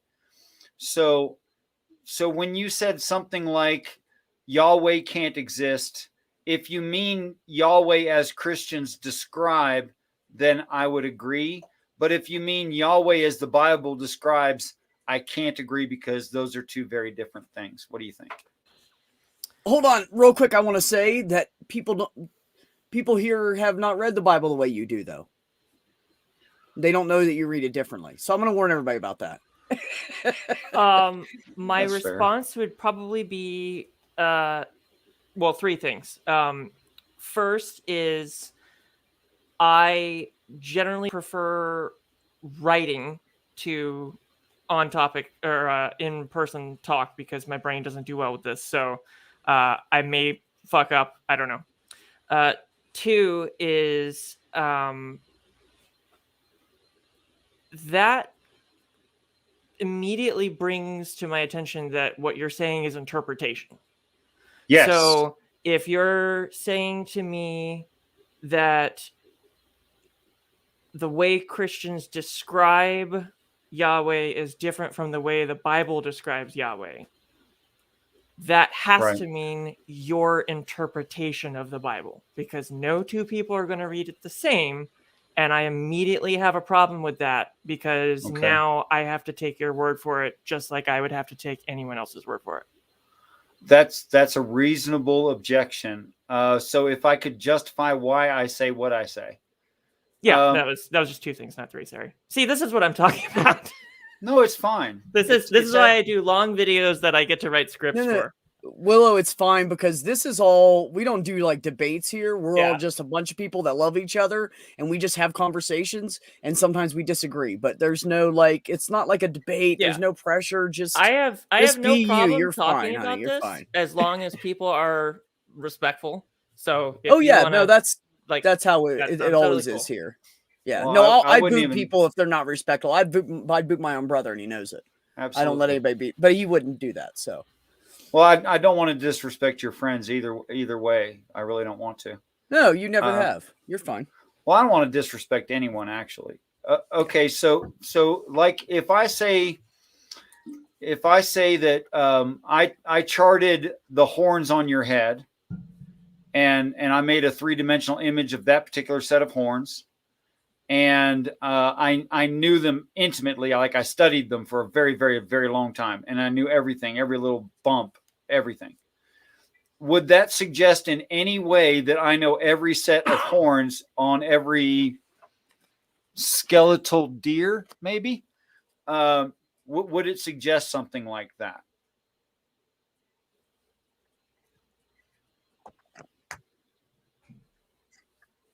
So you're asking me if by studying my skull, you can know all skulls like it? Right. You can get rough ideas, but no, you can't know all of them. Right. Okay. So when the Christians read Psalms and say where David is quoting of his God, that God knows every hair on David's head, does that mean that God would know every hair on every head? That would depend on which God he's talking about. Well, it's specifically Jehovah. So if that's the Old Testament God, I would think the answer could be no, because I don't think Jehovah was ascribed omnipotence or omnipresence. I think those were added in the New Testament. Oh, okay. Is there some specific part you would talk about that's claiming that? I just think those traits were added with the New Testament letters, and in the book of John, I think it is John 11, whenever it says explicitly that God, the Father, and Jesus are the same. And in the Old Testament, God was not all powerful. He couldn't beat iron chariots. He could get beat in a wrestling match. He didn't know what he was going to do before he did it. So he apparently doesn't know everything. Or he's a major fuck up, one of the two. Good point. But I additionally don't see a change from that situation in the New Testament either. I only hear Christians claiming it. Now, do Christians claim that? I have to agree with you. They do claim that, the quad omnis. I don't think I understood your previous point. What did you say about you don't see that in the New Testament? The New Testament doesn't vary from the Old Testament in that way. It doesn't make additional claims. Just like, okay, they could say the Trinity and it's all one. It's all one spirit, but with different physicalities, or they could say something like that. But then, there's always the arguments that, like, at the Garden of Gethsemane, Jesus has to pray. Okay. I mean, I agree with you. That doesn't make any sense. But I argue with Christians a lot over these things because it doesn't make sense. But it would be fine. It would be fine for me to refute the Bible based on that if it were just in the text. But I can't actually find those claims in the text anyway. So are you New saying Testament oral? Are you saying that the omni traits are not backed by the text? They're just right. they're just verbally claimed. Is that what you're saying? Right. Okay. Right. Yeah. I did not understand that when you first made that claim. So to me, it just sounds like my dad's bigger than yours. That's all it sounds like. You know, As Right. far as Christian claims about God. Oh, Willow just either booted themselves or lost the connection. It was in the middle of a sentence, so I'm figuring lost Yeah, Lost connection. connection. That's what I'm Willow, figuring. come back. Yeah. Willow, Willow, come back. We Any lo- kind of fool could Could see. see. I am not the- Oh, there we go. There's Willow. Aha! You are back. I closed the Excellent. wrong tab. Yeah. My bad. Damn. And I said, as far as claims made about Yahweh, ? And I got cut off. I'm sorry. Hmm. Was that Would- as far Would as you say claims it about again? his- Because I want to get my brain back on track with you. Yeah, I'm sorry. You said it sounds like my dad's bigger than your dad, and then my response was going to be as far as claims made about his omnis or about Yahweh's omnis. Is that right? Right. Okay. Right. Actually, I think probably open theism is closer to what the Bible is claiming. And for the Sacrilege. reasons kidding. that you already pointed out, changes his mind, doesn't know the future in some cases, is not omnipotent, can't win every battle every time, actually. I reject the omnis. That was part of the reason why I moved away from standard Christianity. Is the omnis don't make any sense. You and your logic. And I'm sorry. What was your actual name? What do you Richard. go by? Richard. Okay. Would you explain what you mean by open theism? I'm not familiar with that term. Oh, Can I explain it? Yeah, go ahead. So are you aware that like there's some theism that says like God knows all things and he's omnipotent, right? And he can see down the hallways of time and plan accordingly, right? And pick the best possible worlds, etc. Well, open theism, and Richard, let me know if I'm wrong, but open theism says God does not know all things, and that he's partially, I don't know, he doesn't have the long-term foreknowledge that the omni God claims are saying. I have to mute the dogs barking. Go, Richard. Sorry. So it's something like set up the situation and having really good ideas about like human nature and what we're generally going to do, and then letting it play out, making very few intercessions and kind of adjusting fire as the plan goes along. Something like that. That sounds kind of like deism from what I understand. Or is deism more of a Only one with classical. the universe kind of Only God concept? classical deism has a similarity, but Right. the standard deism that you're seeing wouldn't. So it depends if you're a classical deist or not. Okay. That's fair. That's fair. So, Okay. so as soon as you say something like, I know my children, I could pretty well predict what they're going to do in some given situation because I know them as, just a normal parent. That seems totally within the realm of possibility to me, and all that the text is actually claiming. And in a much larger overview, I don't think the Bible was written for Matt Powell or G-Man. And the reason that I say that is because if you ask them when they're going to perfect their religion and when they're going to do everything the Bible demands of them, and yes, their demands, well, then they should be able to be honest enough to say, I'm never actually going to do it. I'm going to keep trying and failing. And I'm sure you've heard religious people say something like that before.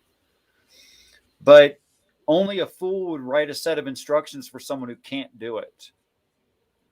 So then if I follow that, it only makes sense to write a set of instructions for someone who can do it. The only one who does it is Jesus.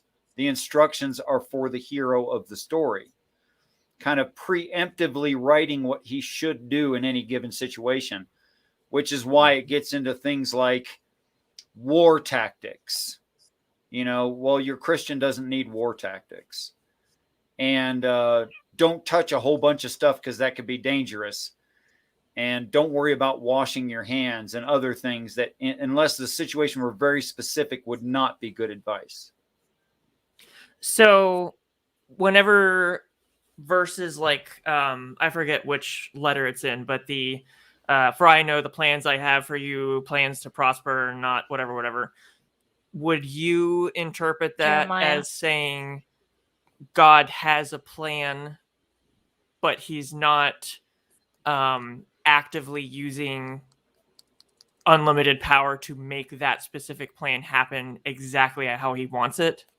He just has that verse is saying that he has a plan, but it's not necessarily going to come to fruition. Is that fair to say? When I talk about the execution of the plan, and most of it is evidently at the end of the story. That's when all the stuff happens. Then what we're really talking about is like living beings acting on reality, playing it by ear, making a certain set of situations, and then adjusting for individuals and how we react. Although the general reaction that we will have is definitely in the story. How would biblical prophecy fit into your view of the Bible, especially Revelation that hasn't supposedly happened yet? Do you see that as having already happened and people are misinterpreting it as the future? Okay, so if the Bible is consistent, and if it's not, let's just quit talking about it. Because unless a piece of literature is consistent within itself, you can make anything you want out of it, right? So let's assume it's consistent within itself. It reads that an evil nation needs a sign, then it describes the signs.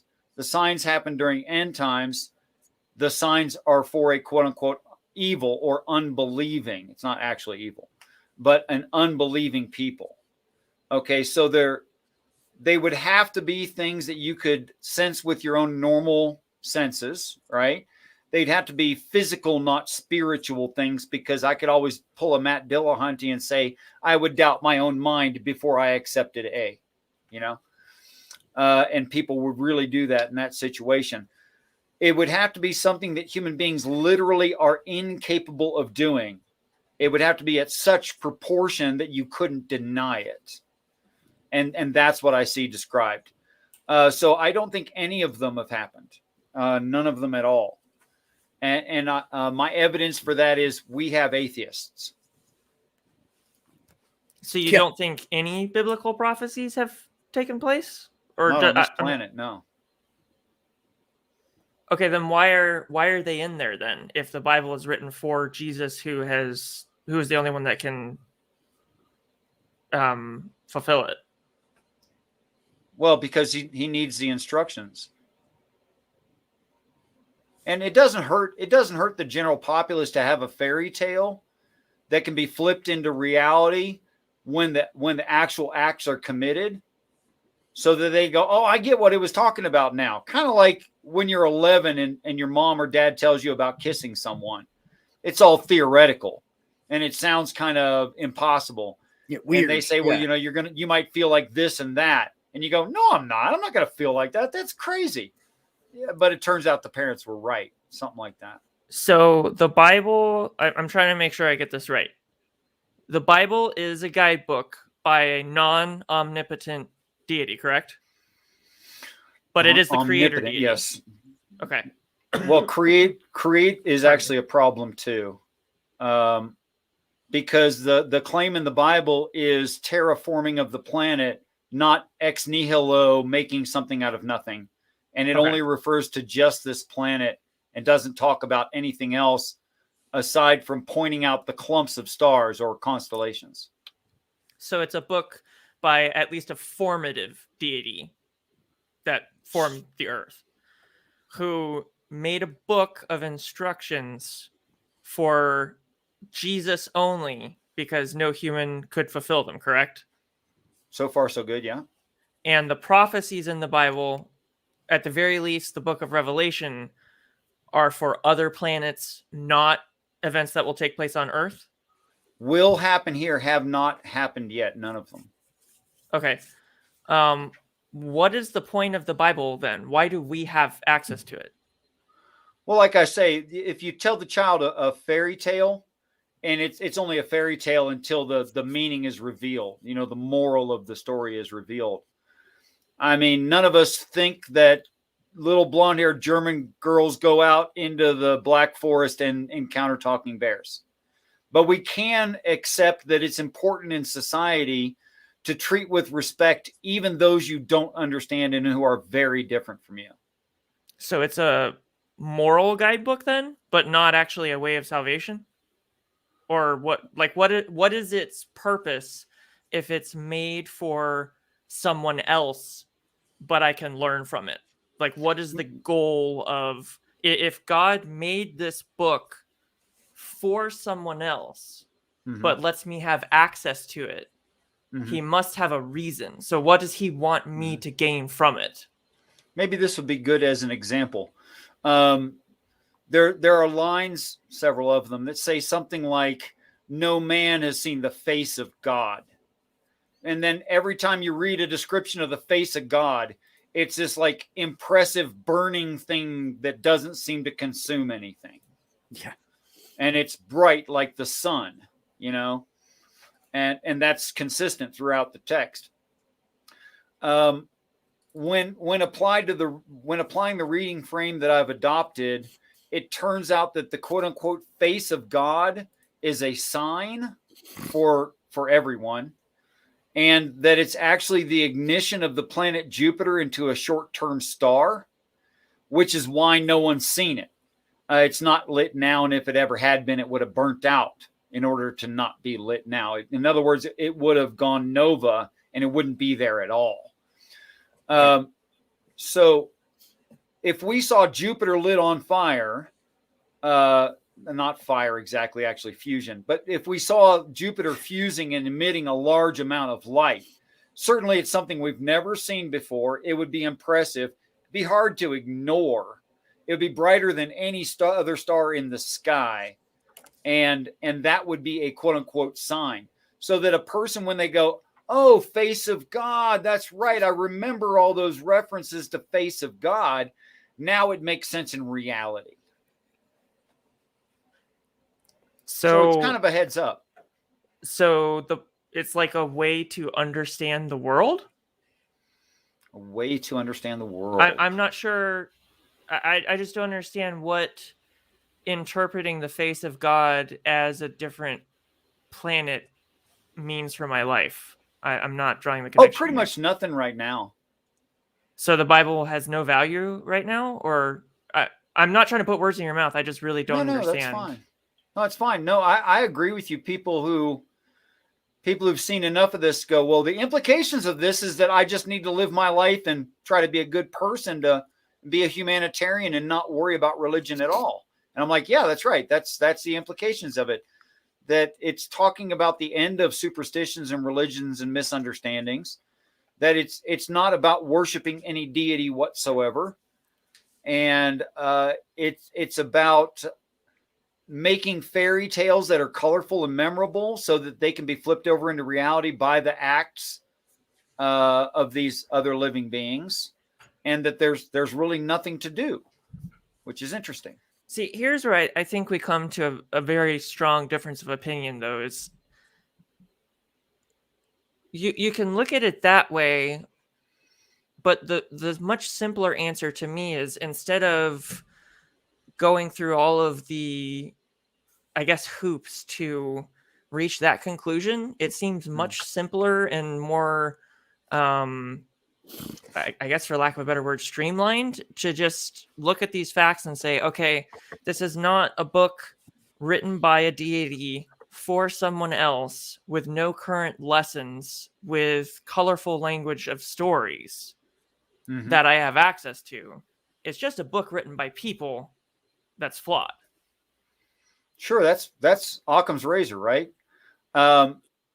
People trying to justify reality as they know it in a way that reinforces their proposed or possible actual history, so that they can be comfortable with life.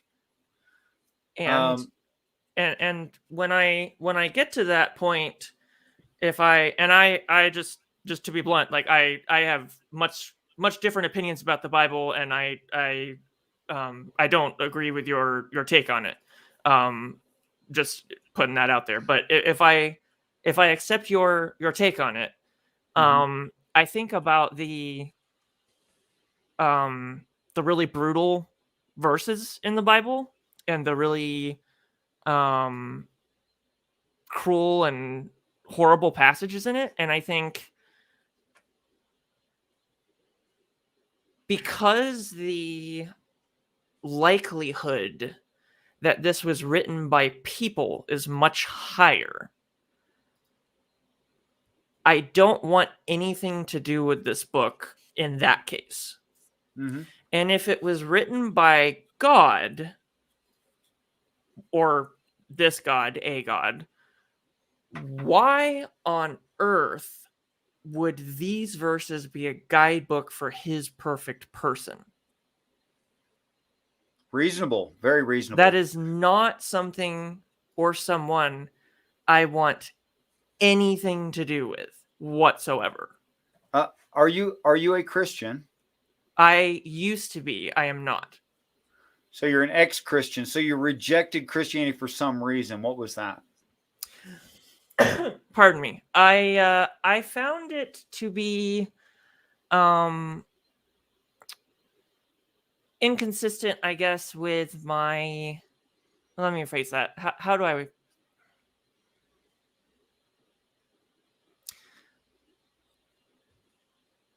I couldn't reconcile the fact that God, if he was who he said he was, made everything how it is.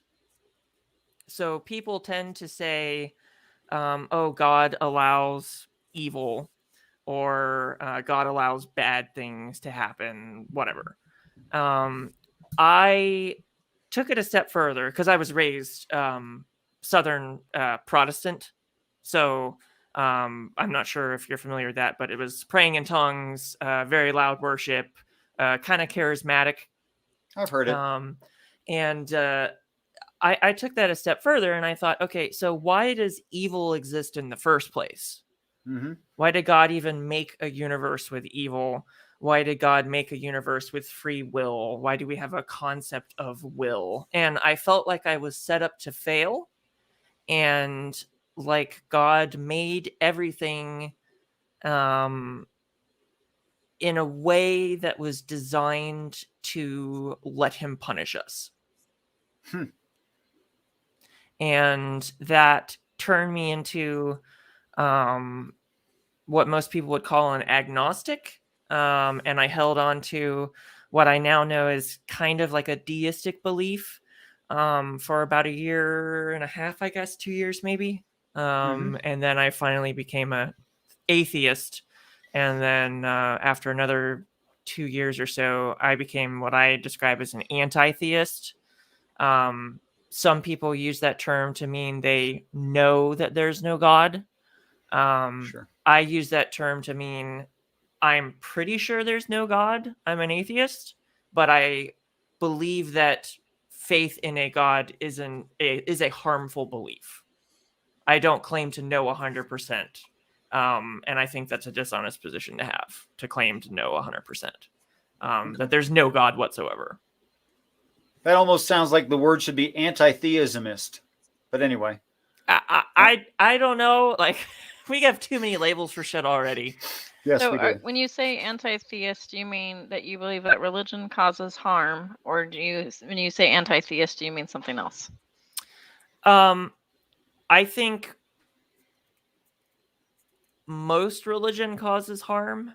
The vast majority of it. I think that belief in spiritual powers that you should prostrate yourself to causes harm. Well, I'm glad we agree. That's okay. I want to, because I asked you the question for a reason. So what you just said was the problem of evil or the problem of suffering. That's what you said, right? Not exactly, no, because the problem, if my problem was the problem of evil, I would have been upset that God allows children to die from cancer, or God allows newlywed moms or whatever to die in car accidents.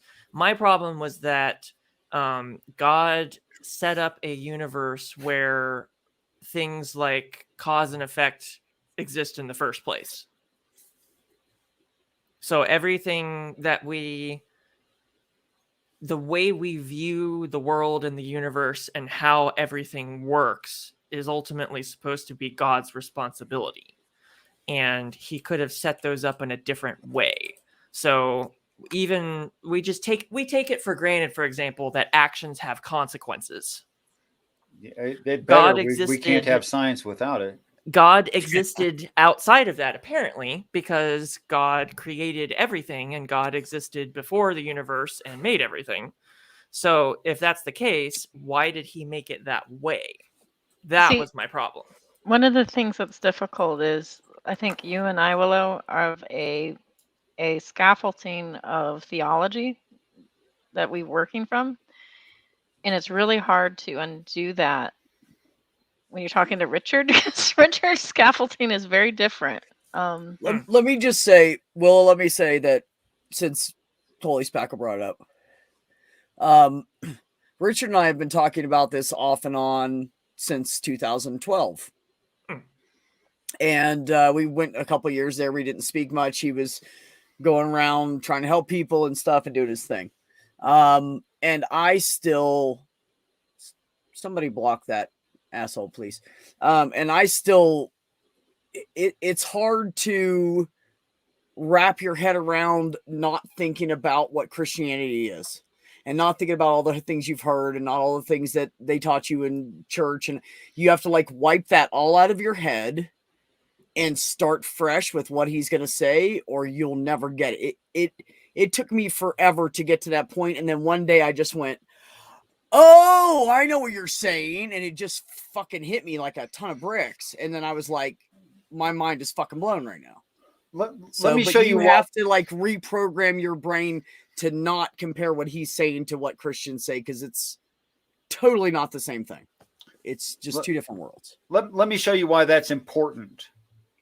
No matter the reason a person dropped Christianity, and by the way, I congratulate you. Because Christianity, as I've heard it presented, makes no sense in reality. And you pointed out some reasons why it doesn't. And good for you, you know? The issue with that is, if I reject Christianity for their beliefs and understandings, and then I don't reject their reading frame for the work that they're referring to, I'm inconsistent in my rejection. I'm rejecting part of it and I'm keeping part of it. Okay. So I can say something like, God drowned perhaps billions of babies worldwide in the flood. And in Christianity, that's a reasonable objection. Okay. But when the Bible identifies how it's using the word waters, and that it means a large group of beings, we are the flood. In which case I can ask myself questions like, is there a large group of beings who elevate the ark, even as a story? Well, that just became a fact. The ark was lifted up on the waters. Is it true that, in an internal critique at least, that Jesus is supposed to be the natural leader of people? Well, that's evidently true. So does he walk on the waters? Well, that's evidently consistent as well. Jesus speaks with the voice of many waters. Does that make sense in the text as some kind of liquid? Well, that puts him gargling while he speaks. That doesn't make any sense. When I look at the definition of fountains of the deep breaking open, that it issues forth things that cry through an eye-shaped opening. Well, that's just births of waters. And all of it's very consistent that way. But it would never be consistent if a person were looking at it as they were taught by our society.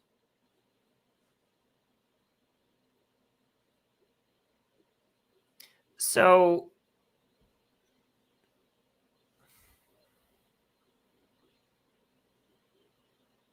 I mean, if I ask the question, considering the space station, have we covered the mountains by 15 cubits or more? I think that's a given. And just on and on and on like that. how is that a given? We're definitely over top of every mountain having a space station.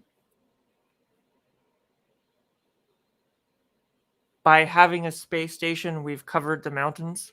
We are definitely over top of, not covered like a blanket, covered like above. But that's just another metaphorical interpretation. So isn't this all just your opinion of the text? It certainly is an opinion I've adopted. And I value your argument that there's probably as many religions as there are brains who believe in God. I'll grant you that. So okay? that would But come back to my first. But if you don't mind, that's not how we judge literature. But that is how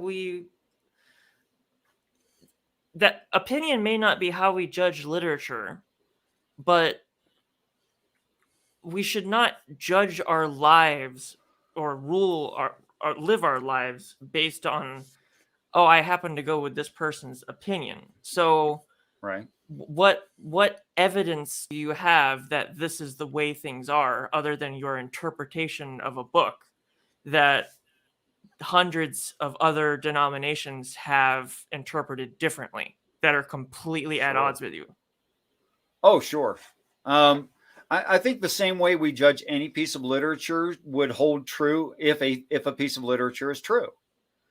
For instance, is it coherent within itself? Is it correspondent to reality? Does it have predictive power? All the normal stuff that we say, okay, this is true or this is not true. It can or cannot be true. Those same methods of metering something, judging something. So what evidence do you have? For future events, of course, I have no evidence. But So not all the events are future. Retroactive? What's that? It's all just retroactive? I don't understand what that meant. If you don't have any evidence for future events, and we can't make any predictions based on a model, then and we're just working with your interpretation, then isn't this just retroactively working with what's already been shown? I mean, a perfect example is the space station thing. Like, you couldn't have predicted, oh, well, we will cover the mountains by 15 cubits. We had instead achieved an orbit around the Earth.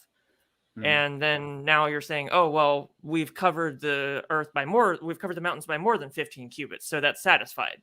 Well, from what I understand, if it says 15 cubits, one, that's not how much we've covered it by. And two, you're just retroactively covering that. So do you have evidence for this position?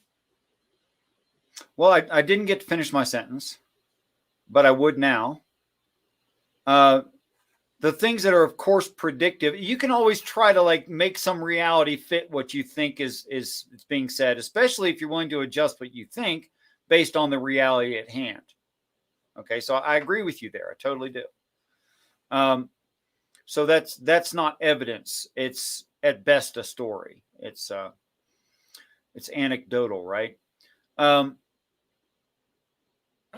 I already did mention to you something that is a prediction from within the text that no one seems to see coming. In fact, I'll often get objections like, Jupiter is 81 times too small in mass to self-ignite. And they're right. Of course, it's not what I'm describing as self-ignition due to mass, or even an increase in mass. That's also not what's described in the story. So I've already given you something, although it's a future event, I can't show that it's going to happen. There is something that was at some point a future event and now is realized. But of course, that's going to be asking some patience of you to go through a long list, because I already know what all the objections will logically be, because I've been through it a few times. So, a few times, right? Okay. So it's perfectly reasonable to say something like, you could just make this thing fit what you're saying. Okay. Unless you said it before it happened, in which case you can't change what you already said. That's past tense and recorded. So if in 2013, I said something like, there's this story in these ancient religions, which is describing 3 particular stars in the sky, and it says where they are. It describes the constellation, it names the constellation, and then it points out where the 3 stars are in the constellation, which is something that doesn't change. And that our view of those 3 particular stars would be blocked, and for a significant amount of time, where we can talk about it by something that like human eyeballs could see. A person might say something like, well, there's going to be objects in space. And they could even say there could be traveling objects in space. And they could say there could be bright traveling objects in space. And that those bright traveling objects in space would be on a certain azimuth and piercing our solar system and align with the Earth's orbit. Like the C2017 K2 Pan-STARRS. Pan-STARRS, right. Like that. Like that's going to come down and pierce our solar system and go around and go right back out again. But at some point, if there's enough definition in the story, you can't say a person can't reasonably say, oh, you're making that fit. Now, where that point of definition is an individual question, what a person finds persuasive, what a person doesn't find persuasive. Okay? But of all directions possible in space and all objects that travel through space, and not all objects are bright stellar objects, and it being on a specific trajectory so that everyone in the Northern Hemisphere will have months to talk about something blocking their view of 3 particular stars in the sky. I have to admit that is not likely to ever happen.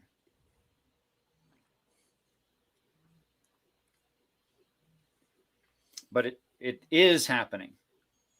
And I do have to tell you that he told me this about that being in the Bible prior to them finding out about the 2017. That's the year they discovered it. K2 Pan-STARRS. And 2013 is when we spoke of it first. That'd be correct. I think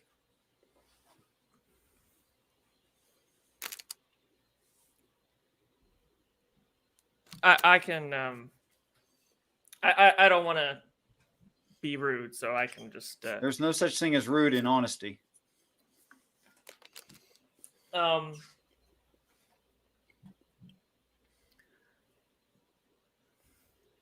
Let me figure out how to phrase this.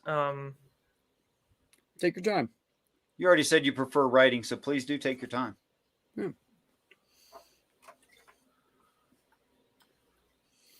Mage Grey Wolf said, I'm unaware of any translation that says that. And you're right, it's not, Richard doesn't have anybody else's translation. No, I'm using the same translation that everyone else uses. Richard, my understanding is Well, the etymology of the word. Yeah, but you're using the words literally instead of slang and everything else. You're using the etymology of the word, right? To give depth to it, but it doesn't change the fact of what it means. Okay. Like ass still means ass. It's just if we forget that an ass is something that is dependable and sure-footed, that it has red hair like the red heifer, that it says things that are objectionable, at some point it loses all its animal traits and it's talking about a person. Same thing with ox and cow and sheep and goat and all the rest of the terms. So I do need to go, and I'm not going to just say this in bold because I want to give you a chance to respond.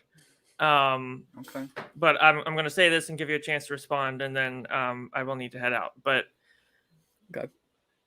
I think, for me at least, and I mean, everyone is entitled to their opinion, but basically what this boils down to for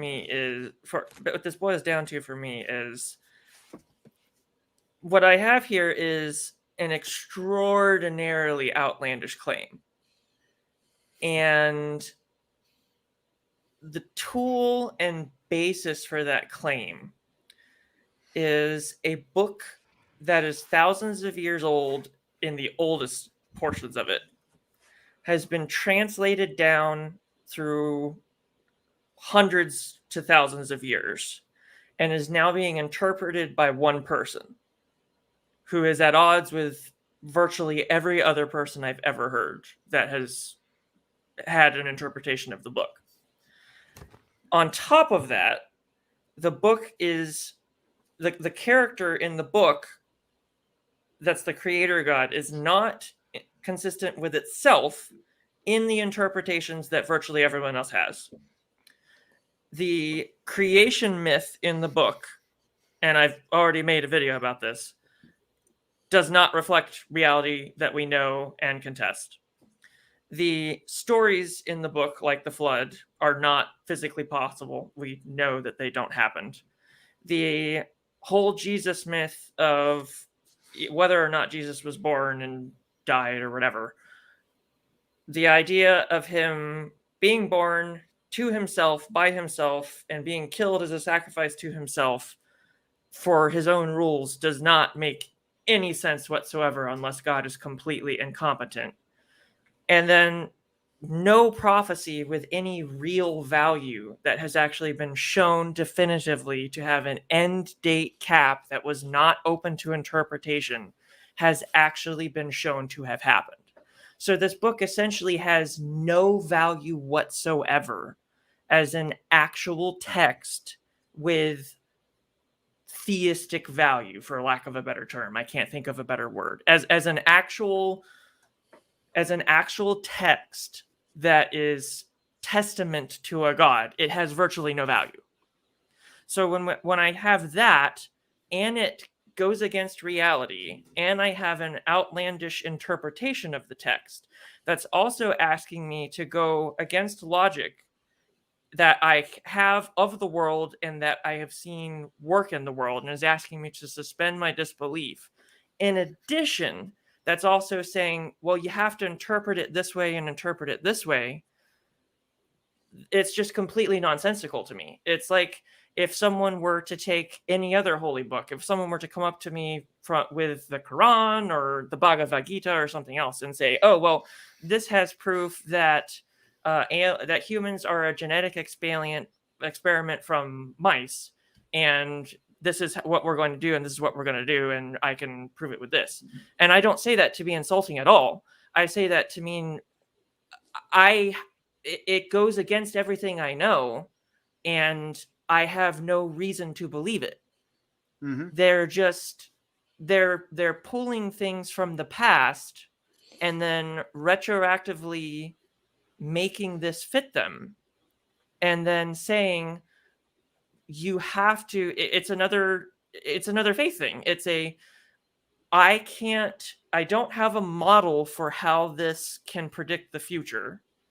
You need to take my word for what happened in the past, even though we have models that can have predictive power and can explain the past.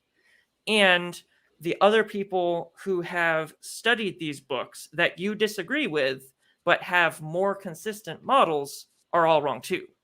Wait. And I just can't get behind that. It doesn't more make consistent sense. models that you rejected?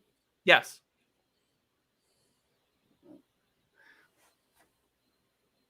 Okay. This could be easily insulting, and I don't want it to be. Mm-hmm. You said you have to go, and then you mentioned 15 or 20 things. Do you want me to respond to 15 or 20 things while you're trying to go?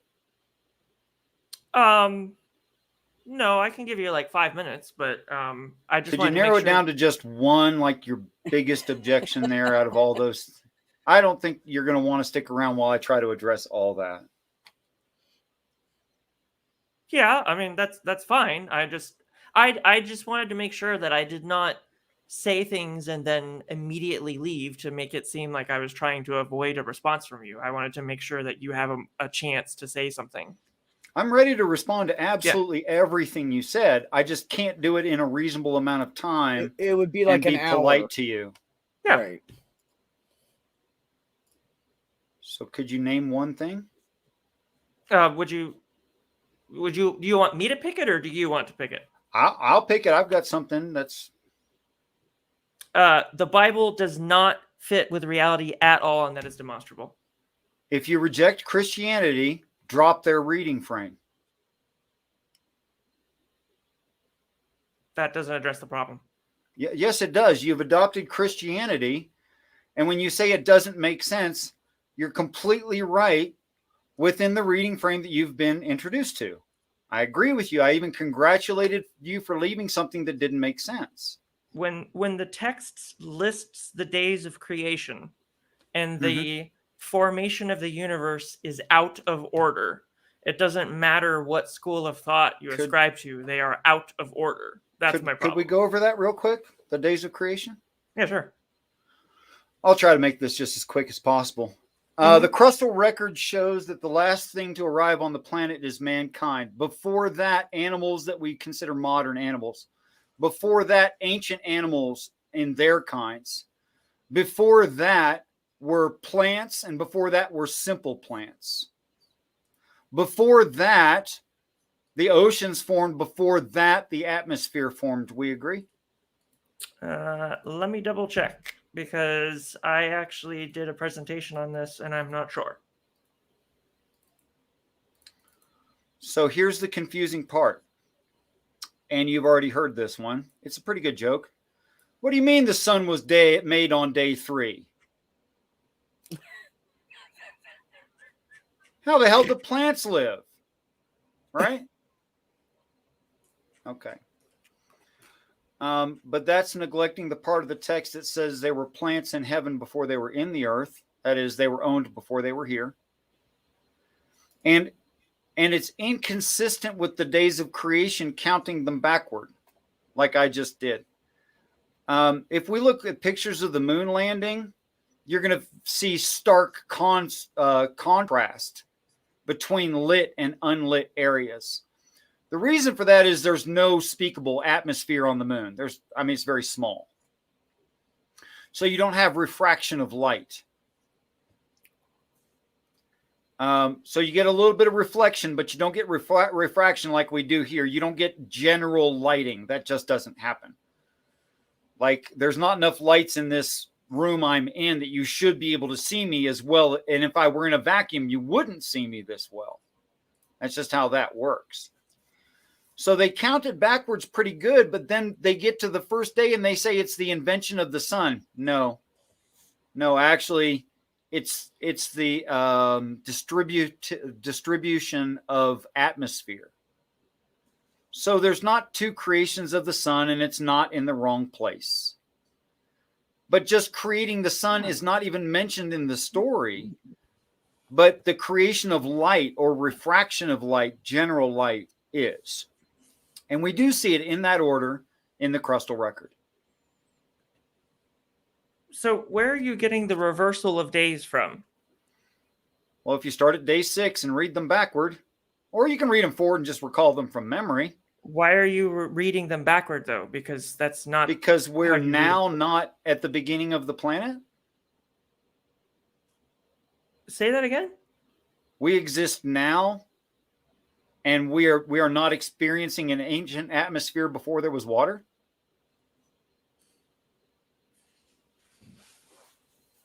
So when we think about history, we think of it from now going backward. So I was reviewing it with you now going backward. But all you have to do is read them it says they're chronological. It says day 1, day 2, day 3 through 6. Yeah. Read them backwards. It's the crustal record.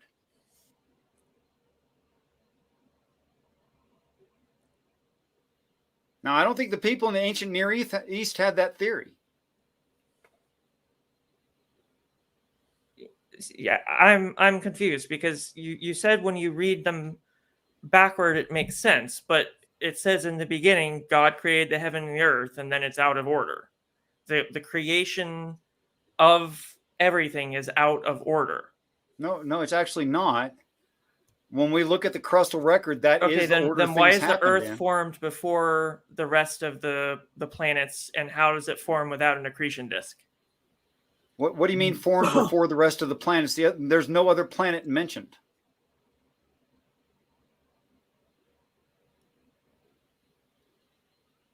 There's no other planet mentioned. The only other thing mentioned is stars. And if you look into the word, it actually is clumps of stars. And if I said there's this clump of stars, you wouldn't think of a singular star. You might think of a constellation, but you certainly wouldn't think a clump of stars is a singular star.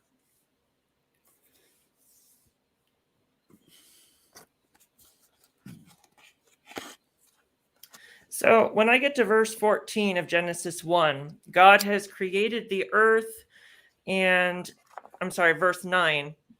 Then it says, and God said, let the waters under the heaven be gathered together unto one place, and let the dry land appear.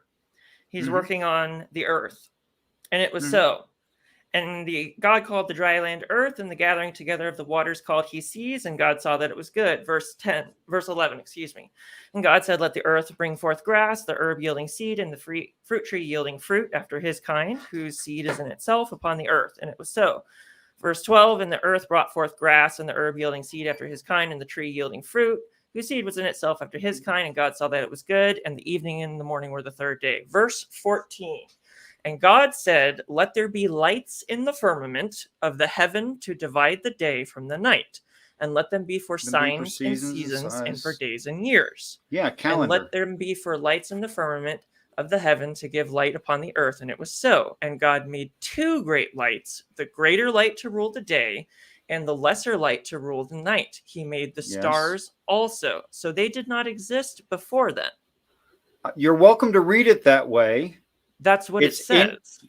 You're welcome to read it that way. It's inconsistent in the definitions of the actual words. Where stars there means clumps of stars, it doesn't mean singular stars. And establishing what is actually dark and darkening and enlightening, not darkness and light, of mind, using the constellations, which is why we have a calendar. No stars, no calendar. So respectfully, I think I've got to stop it here, because at this point, we're not even on fair ground, because you're not even using the same hook. It's like, I can just say, I can use the English language, and then you're going to say, well, that's not what the words really mean. I mean, I'm working with the Bible that the United States has access to. This is the Bible that is used in the modern day, and that's what it says. So if the old school words truly say that, could you tell me what that Bible is based on? Translations upon translations upon translations. Are you saying there are not original? Are you saying that these Bibles are not based on an original source translated for different churches? I'm saying that these Bibles are based on what readers and adherents hope are correct translations that are thousands of years old. Well, we have 3 ancient sources. They are not signatures. In fact, they're better off not being signatures, because if there were a singular copy, somebody could change it. And we've found so many copies of those, and so much confirmation from like letters of people writing each other, talking about the script, that we've well confirmed those scripts. And they don't argue with each other. And all of the modern translations, from Matthew's 15:37, all the way to the Extreme Bible, which I think was written about 2006, are all based on those. Now, how a person or team might have translated it to meet what their church meant or believed was true is your actual objection, and I agree that's objectionable. That doesn't make the Greek lexicon not there. It is there, for instance. So you're going with Greek, not Hebrew? Well, the Greek lexicon I referred to because they collected several works from the area at the time and translated it into Greek. And most scholars would agree the Greek lexicon is the most thorough, including as much things as they could find. It makes it a little bit late, but it takes time to gather things together sometimes. But is it correct that Greek is not the original? Is Hebrew the original, or is Greek the original? I'm not sure. I'm legitimately asking. Well, you can go all the way back to Zoroastrianism, Hinduism, some other native smaller religions, if you want to say original.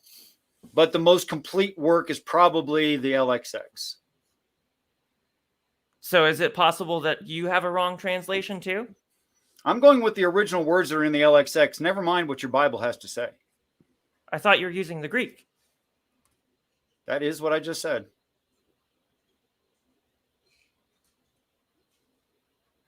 So the Greek is aggregated from previous stuff, Including Aramaic, Hebrew, yeah. and it's translated. No, it's definition. It's just what the words mean. It's not a translation at all. Like, nowhere does it suggest what you should think. And there's no as, is, was, were, be, being, any conjunctions. There's no conjunctions. It's just whatever the words that they profoundly, including the textual variants, it's just a series of definitions. Words and definitions, that's all that it is. Willow, you're doing great. Willow, I have to say, I don't think Yeah. you expected all this. Yeah, so this It's is not Willow's usually- first. This is Willow's first time in I the just group. hope I'm not being and an I- asshole, because No, I've never I just had wanna a make sure that- conversation like this, and I don't want to No. be an asshole. No, I'm my- not no, being you're an not. asshole, but My No, fear is I everybody's just being don't want. respectful. It's fine. Yeah, You've no, done a I great just don't job want. of presenting some really serious arguments. Good for Okay. you. I don't So- want Willow yeah. to think that this is a constant. We're usually laughing and joking around on Wednesdays. Oh. It's just a deal. Well, and I don't want Willow to not come back because it got so confrontational on her first ever time in this group. And- Well, and I hope Especially it's not after I said that confrontational. this was like a I chill don't think it got open mic. confrontational. Richard's guys didn't not get you guys were- confrontational. You're just You guys were intense. very respectful. It's fine. just It was a good. intense. I only show up every It's just- once it's every just couple intense, weeks, yes. maybe It once is a just month or intense. something like that. Yeah. Don't be Yeah. scared of me. But This is to, not Beck's normal show. I'm sorry. It is No, hard to no, address it's fine. your It's a good argument. change. I mean, I'll just speak for myself. Like, I feel like every time I engage with you, Richard, I have to like sort of cut out all the dogma, all the theology I've learned about, and just set it aside, chunk. Yes. Did you All- read my Exactly. channel name? And that's fine. I mean, I'm all about cutting out dogma, but then there's also like I dipped into like like Jewish tradition and kind of looking into what do the rabbis say and stuff like that, and how come Sure. there's the tradition of interpreting that way, and then I have to cut out that chunk, and so it is kind of Yeah. hard because I have to put all that in pause. So if somebody doesn't know you and they're like, whoa, they're like, well, wait, why do I need to? I don't know what to do.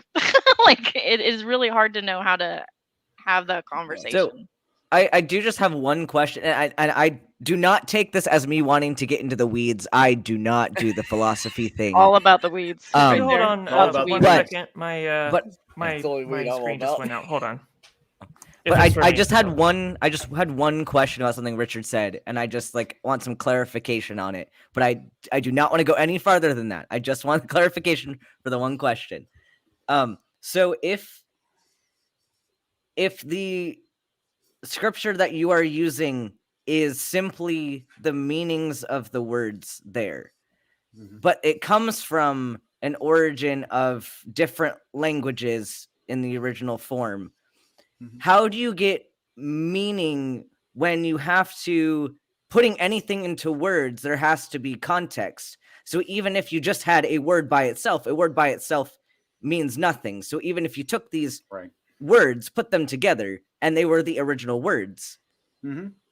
So what I just want your clarification on how we get there.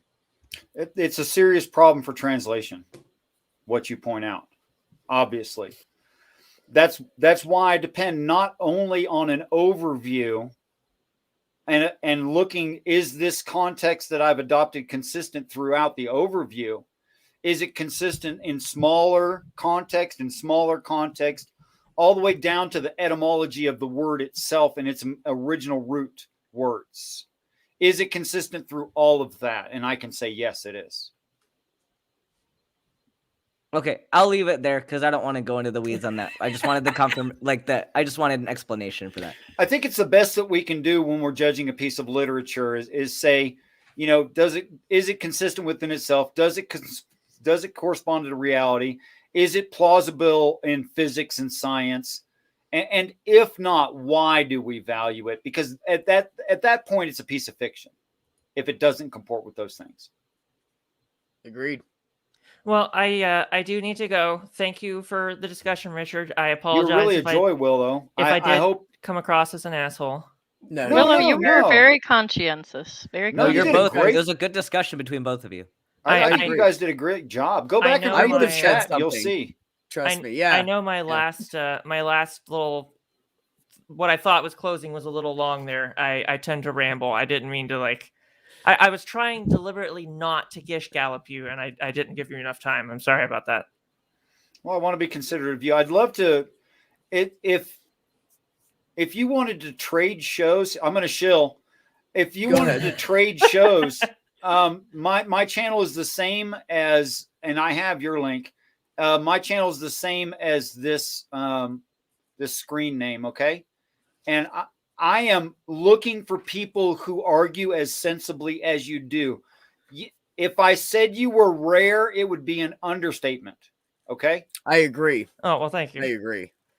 Yeah, philosophy is definitely not like my wheelhouse. You're so I'm doing not better really, than I do. I'm not really comfortable with these kind of talks, actually. I just kind of since this is casual, I'm okay with that. But I don't I think only I would do be casual. I don't think I would be comfortable regularly having talks like this. I'm more of a learn the science and then understand it and then have a repertoire to go with.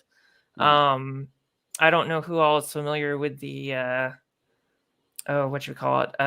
transatlantic show, I think it is. I haven't watched too much of Yep. it, but I was thinking about wondering if I could try to help out with that because I have a thing for trying to help out the trans community. So I don't know if there's a way I could help out with that And show. that's usually right, what Mac. this channel is. This channel is usually community, but Beck puts up with me for reasons I don't quite understand.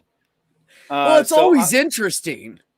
Well, I'm an you anomaly show up on like this show. every. This is not what this show's about. I'm sorry. You should about every month and a half. You show up. Everybody has a religious discussion. It's fine. I mean, I never talk about religion otherwise on this channel, but but whenever you come on, it's always an interesting discussion. Even if it's people in the chat going, "You're full of shit, bullshit." I mean, whatever.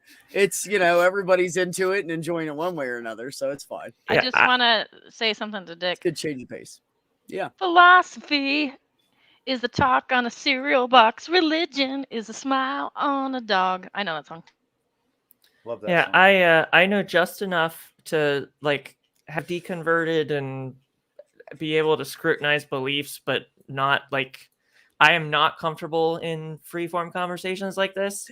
I'm more of okay, I can look at people's videos and look at pastors' videos and transcribe them and then think about arguments and write them down and go over them with people and then post them. But I prefer the science stuff. I prefer to read science and learn and then I aggregate peer-reviewed papers and I get head knowledge of it and to learn the topic rather than okay, here are these like different forms of arguments, and here's how logic works. And I guess it's kind of like the same two sides of the same coin. You learn like a scientific subject, or you learn like logic Before there was structures and science, stuff. there was philosophy. I tried to learn some hardcore like real logic. I found some free stuff on, I forget what it was, like Harvard or something like that, believe it or not, online. And I was like, oh my God, my poor brain. Like I have Like enough you were PTSD studying- already. I can't handle this shit. I can't You started learn studying any of this formal stuff. logic. What You was mean that? you were studying formal logic, or I guess, yeah. It was like the forget that stuff that you'll like read on forums. Here's like math that's actually logic, and yes? it looks like equations, and I'm like, yeah, this is too high level for me. I'm gonna stick with like Word. how transitioning and hormones work and stuff. That's good stuff to know. Yeah, so That's shit but, we know about here. yeah, but thank you for a respectful conversation. I just want to make Thank sure you, Willow. we leave with good no to bad see you. feelings or anything. If you anytime we're on, Ben will send you a link, and if you want to come on, you can, and if you don't want to, you don't have to. Okay. No worries. Yeah, thank you very Yeah, much for the no for the pressure. invite, Ben. He Yeah, gave no me an problem. invite like 2 weeks ago, and between lack of sleep and lack of courage, it took me like 12 days to get on here. So Oh wow. Well, I mean, we're glad you and came. think about this. Like, this is one show you've come on, and now you have all these people who want to talk with you more on other live streams. So, I mean, this is how we network. So you've got a community now. if I don't respond, it's either because I'm sleeping or I'm scared. One of the two. So Fair enough. Don't be Fair scared. enough. Don't be scared. Just come whenever you want, and if you don't feel like coming, you don't even have to respond. It's fine. Hey, Don't be offended. look at it this way. These people put up with me. I mean, really. I've been putting up with this you're a guy for shoo-in. 50 Come fucking on. years, man. I project intense confidence in live action and not in real life. So Willow, you've got a Wendigo, or however you say it, like icon, and you're saying you're scared, but like that's intense. I know, right? Yeah, I mean, really. All right. Good night, everybody. Well, Thanks thanks for for having me. stopping in. Night, Willow. Thank you. Bye. Oh, Willow was a champ. Willow's And- great. And Dick, Good call, Ben. or not Dick. Yeah, I Richard. wanted to Richard's bring great. people onto this show Right. and make sure that, like, especially if I don't know somebody, and just talk to them in chat, that like we kind of get to know them before I send Like, them Ben's off to the using whole rest of the group. my channel as an experiment, so he can Well, bring no. them other places and do shit. That's what's Well, good. no, but that's the point. It's the point. Your show, Makes your sense. whole channel was put here to network, Yeah, and to get to yeah. know the community. I So mean, look figured at it was Ben. appropriate. Ben just hit 1,000 subscribers. Well, okay, Congrats. not and Ben's officially. second stop in the community was right here. So when he's Not big not and of- famous, okay. you guys remember where he started. Don't forget the The little disclaimer- clips. no, the Neil. disclaimer. It's not official. Like my analytics say I've been over like 1,000, but it takes a while to confirm it on like the front end because they want to make sure they're not bots. So it's still updating, but Isn't it it is over 1,000. though? Like once you're at 1,000, you might as well be at 2,000, right? Yeah, the algorithm kicks off at 1,000. So Yeah. Yeah, you're good. You're in the slot. You're in the sweet spot. yeah, it updated to 999. So, but my analytics say that it's like 1,007 or something. I know, So- Dick, right? Right? I start the motherfucker out, and here we are. And I'm nobody, No, but- and he passed me Some up people's like kids, fucking I tell 3 you. months ago. I know. Well, but man. Beck is somebody that's just so cool and does not Whatever. do this for ego and doesn't do No, it to like build I don't do it himself for up. subs anyways. I Like I his- want yeah. everybody to talk and get along and get to know each other and be okay with the differences and the diversity that we have and just everybody support each other. No, and I your mean, is and that- your is channel that too much has to ask. no, and your channel has been fundamental weird. for a lot of people in the community. Like people have gotten Aw, started thanks, bro. because of your platform. So the things Aw. that you're doing, like it's not very in your face kind of like help for the community. It's very behind the scenes. I kinda tried stuff, the but in your it's face stuff. helping. It doesn't But- work. And if you get it rolling, it will fizzle. I already tried that shit. I tried that shit last year. Like No, but before, what like you're a year doing is before we ever working. It's met. just not Well, as that's obvious. what I came down to this. but- It's just Yeah. if you just have open conversations and let people talk, it's amazing what'll happen. Just give them a sometimes- chance. Sometimes there's trouble, but yeah, usually it's good. Aw, back at you, Kyle. It's good, Kyle. It's the I best, mean- Kyle. Open topics are tricky because we kind of will stumble on topics that are more sensitive, like the gun control thing, like is more sensitive, stuff like that. It requires a little more nuance and understanding and building Private bridges. citizens should be able to own a nuke. Details. Nuke. Oh my god. Hey, Richard, can you Sir. give me a little advice on the wand here? Here, Oh, I'm gonna- you've got woodworking projects going on. What's going on, man? So just so everybody.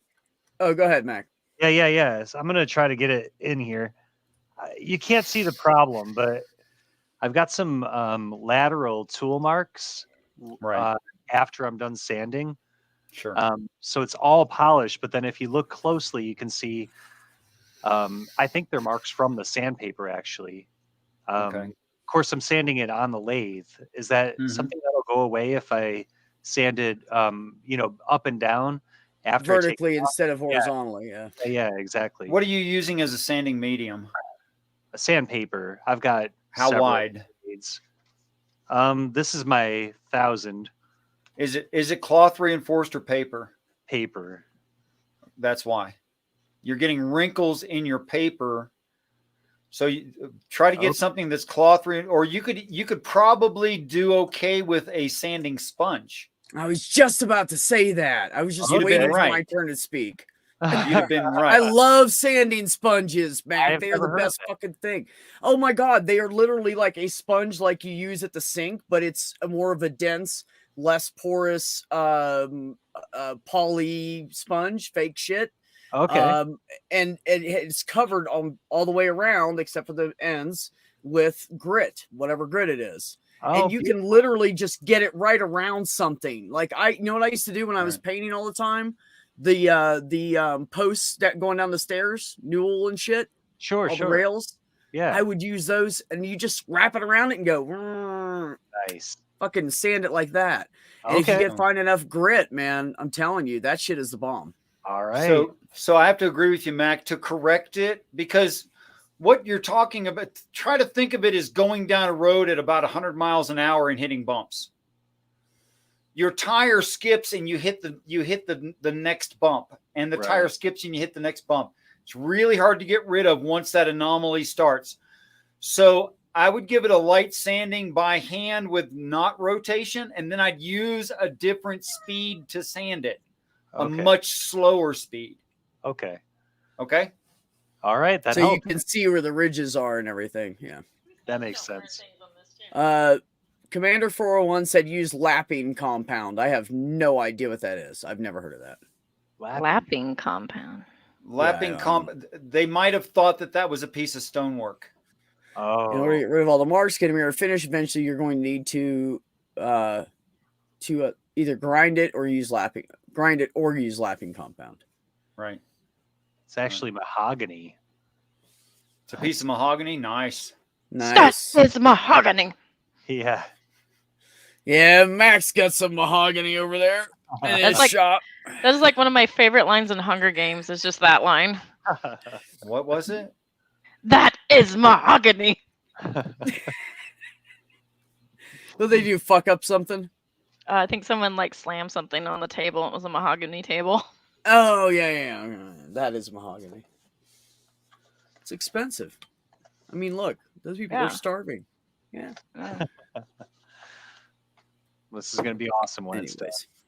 Yeah, it's going to be. So just so you guys know what Looks Mac is doing, Mac is making these wands by hand to auction off to help the Lavender Lady when we do the community auction that we're going to do for her. And people are making handmade, homemade, whatever. We got people making like aprons and bags and the metal dice bags that Catnip makes, and like all these different people contributing stuff. And we're going to auction it off, and all the money will go to helping the Lavender Lady with her aftercare after her kidney surgery. So we're going to do that here in about a month or so. Nice. We're letting everybody recover from Christmas is what we're doing. because Christmas is expensive, and we all know it. Holidays like just drain everybody's wallets. So I just want to know, Yeah. Mac, are you making any of them out of Hollywood? Hollywood. No, that's traditional Oh. wand. Oh, That's Holly. traditional wand wood for real. Yeah. Oh, it really? is. Yeah, really. Yep. And it's If wonderful. you want to go authentic, you have to make it out of holly. Yeah. No, I'd love to. Can't get my hands on a thick enough piece, unfortunately. Yeah, that'd be tough.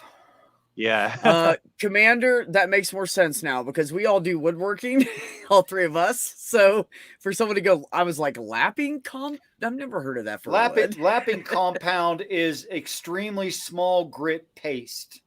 Oh. Yes. It sometimes comes as like embedded in wax, or it's almost like a crayon, and then you apply it to the area that you're going to polish, and it's finer than any sandpaper you can purchase. So they're right. If you were working, I thought they were assuming stone. If you were working in stones or metal or something like that, a lapping compound is totally the way to go. I agree with Commander. Unfortunately, you're working with wood and it won't do anything but clog up. That makes sense now. I didn't know what it was called. I know what you're talking about. Right. I just didn't know what it was called. I've seen somebody use it before. Okay. Yeah, I've seen videos where people sharpen their chisels with it, or finish sharpening their chisels with it. You know, they start with sandpaper and finish with some kind of paste. I assume that's what it is. I had a buddy that did renovated. He used to work in the sport racing car industry, and he was a body man. He did body work for him. He made a bunch of money and shit, and then got older and stuff. And then he got his own like little shop. He just do stuff on the side for fun. And his son decided, I'm going to be a truck driver, and went out and bought a tractor trailer that was old and beat up.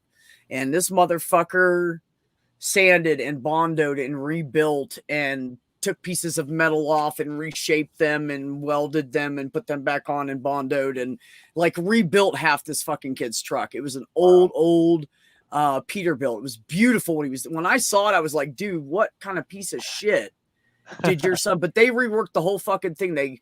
They bonded everything, got all that done. Then he took the cab off and they redid everything underneath, and wires and belts and everything. Redid the whole entire fucking motor just as much as they fucking possibly could, and put it all back together. And then he fucking rebondoed everything, and then he sanded everything fine, and fucking he sprayed that bitch. And I went back and I went, dude, that is not the same truck. And he goes, no, it is. I said, that other truck didn't have a fucking sleeper cab on it. And he goes, I know, I put it on there. And I was like, what the fuck? Yeah. Like this guy, and he was like 67 years old and had fucking like throat cancer. Wow. And had like a fucking radiation implant in his neck, and he was just like this big. I called him Uncle Jerry. He was just the nicest guy in the world.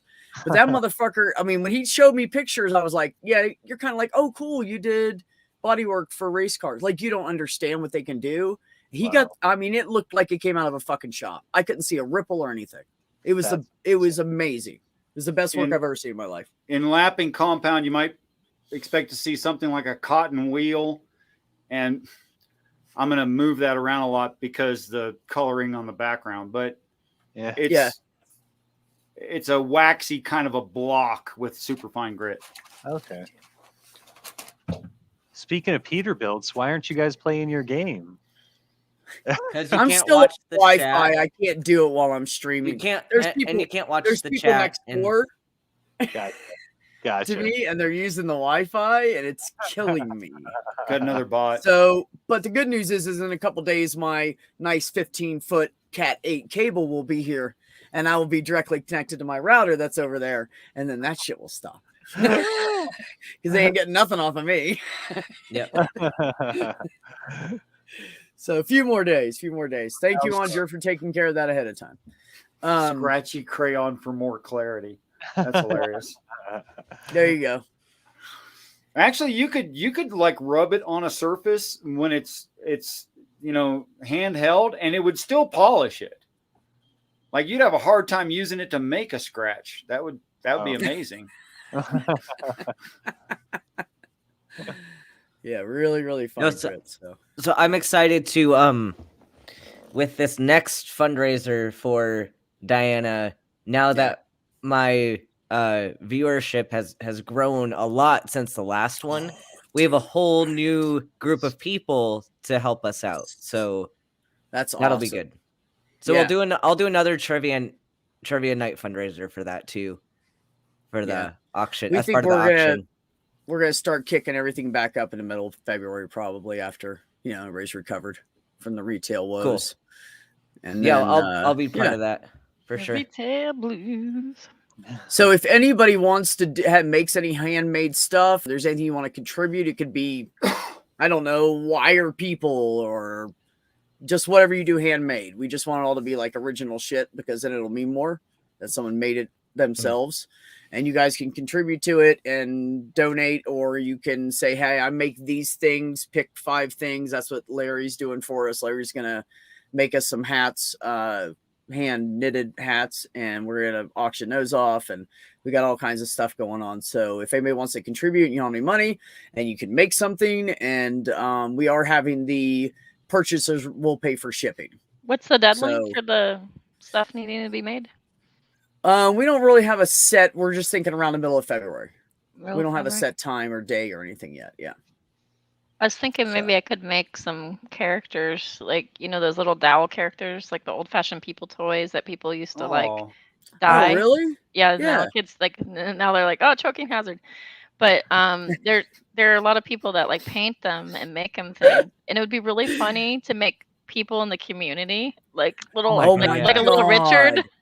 with a beard, like, or, You should do that, right? or a you Beck could do or like Ben. G-Man with an AK Yeah, look what I got. and a Bible, a Bible like, I don't know, strapped to his chest like a bomb. Read your Bible, do what it says. With a my gun. gosh. Read your Bible. I love you. Wow. That would be great, though. Wow. That escalated quickly. You can make I- acorn people. Acorn people? I typed at SBM. Thanks for stopping by, guys. See, I will auction off, like I'll do some kind of food challenge. I'll make it like, I was thinking maybe doing like one of the stupid like youth group like smoothie challenges, but you like people each You pick it, you purchase an mix it? ingredient. So we put each ingredient as a certain price value, and people contribute that amount, and I add that to the blender. And so it's like a community Oh. thing, but then I have to drink the- whatever's in the blender. So the by really the end. nasty shit is like Yeah. $20, and the good stuff Yeah. like chocolate is like $1. That's what you're So saying. like a spam, 16th you'd of have a to pay more teaspoon of money. Ghost pepper, Right. $50. Yeah, spam's Well, like 25 if you wanted it with my chocolate, motherfucker. Make sure you have a That's trash awesome, can. Oh, I Yeah. will. I will expect to vomit, but that's he part will. of that's part of what makes it funny, right? I mean, I'll do something like that. we used to have this game in youth group. It was you pick it, we mix it, and there'd be like little things that we'd pick on the thing, like Mhm. on the wall, like kind of like Jeopardy, and they'd pick it, and then it would be like, oh, surprise, you have anchovies and orange juice and Twix bars, Wow. and you would like put it in the blender. Yeah, I'll do that, but with put money to each of it, because like if y'all are only gonna pay like $1 each, I'm not eating anything that gross. If you're only giving a total value of $5, like Right. it's got to be worth it. It's kind of funny to have two people doing that because you can play off of each other. I would, if someone wants to do it with me, it's got to be someone very brave who wants to do it with me. I don't own a blender, so I can't. I'm not as scared of vomiting. I do it with Richard. I do it with Richard. If you wanna I'm get in scared on of that. Richard vomiting because Richard has a big beard. But if So? you're doing it with Richard, you couldn't do Kyle anything with do it. meat or mushrooms. You couldn't Matt- do any meat or Matt mushrooms. Oh, called that's Richard's true. beard That's back. true. It had to be vegan and no mushrooms. The beard You washes. can't. It'll make him I sick. mean, I'll hold the Kyle- beard. Hold my beard. here, back. hold my beard out of the way. Hold my beard, I gotta puke. That Wait. gives all new meaning. Here, I'm hold not my a girl in high beard. school. Come on. Hold my Kyle- own beard, thank you. Kyle should do it with me. Hold I my think Kyle should do beard. it. Oh my god. Yeah, Kyle. We could modify the blender out there ingredients in the for Richard garage, so bro. he could eat it. We could. We could just have a separate a separate pile for Richard's ingredients and my ingredients. Well, Yeah, you why could not? just disclaimer: don't pay for anything that's meat. He's not eating it. Well, because I could still have the meat in mine, but just have two Well, separate. no, I'm just saying, as far as Yeah. he goes, he's just not going to eat it. So if you don't want to Well, pay yeah, for that, it would it's only not go gonna in happen. mine if they, Right. I don't if know. they purchased that. Yeah. It'll guarantee that I'm going to get sick if I eat it. So I don't And know. you But we That's don't kind of a want actual plus. harm bro. like that. We Kind don't of a want harm plus like in that. this situation. I'm just saying. You know. You'll be the Is man. this You'll be like, dog I food done or puked 4 refried times, beans? I don't Ben. know. What? You're turning me red. All right. I love you all very much. You guys have a great night, and keep I love you spoiling too, each brother. other rotten with your excess every time you can afford it. You guys have a great night. Will See do. ya. Bye, brother. Love you, man. Oh, my brother. You never know what you're gonna get, do you, on this fucking Oh, Wednesday you never shit? know. I You called never it know. Hump Day. You know, Hump Day Antics, I think is what I called it. Mhm. Yeah. Well, next week I'll have my cable and it will be ATS with Hump Day Antics. Heck 'Cause yeah. I will be playing some fucking. Heck yeah. I'll be plugged in, bitches. You know how people really- don't like words? I don't like the word hump. Really? I love I moist. don't. How do I you don't like the feel word about the song "My Humps"? Look, in Ohio, you know how they have the speed bumps in the road? In Ohio, they call them speed humps. And the sign will say speed humps ahead. So I recorded. This is back in Facebook days, right? So I recorded it. And then I put in there on the video, I said, somebody lied. I didn't get speed humped. But that's what it looked like. Speed humps ahead. I'm like, nobody speed humped me. What the fuck? I got gypped. Where's she at? So, how do you feel about camels? Camels are great. Camel toe, not so much. Bam! I agree. Nobody wants to see that shit. That is not attractive. That does not make some guy want to fuck you. More like laugh. Vaginas are attractive. Don't do it. Vaginas are attractive. Yeah, but just not camel toe. toes. Yeah. No, I love vaginas. Don't get me wrong. I mean, I really, really like those. Is it weird? Is it weird that I like camel toes? Damn it, Mac. You're ruining what I'm trying to encourage women to not do that. Shut up, bro. I mean, don't do it for me, but when I see it, it's like, hey, there's a vagina. Okay. Yeah, but I don't. Yeah. You know what the thing is that you're kind of picturing what's in their pants anyways. So I would rather just be surprised and think it was something I like. You know, I mean, I don't want to know. It's fine. I mean, nobody needs to see it. It's like guys with tight pants. Nobody needs to see that shit. Nobody wants to see your ball sack while you're walking around. Loosen up those Wranglers, cowboy. I actually crack up because one of my neighbors, yes, when he goes out to the gay club, he has the tightest pants you could ever imagine. Like, and you see the whole outline. I mean, like, it's like gray sweatshirt or sweatpants status. Like, it's pretty right. See, don't know. No, I don't I mean, know. I might I do think that that's at first true. just to brag because I'll be so proud. But don't in general, don't do that. Rock your genitals. It's fine. Huh? rock your genitals. Be like this all the time. See that? Max catchphrase now. Rock your genitals. It's fine.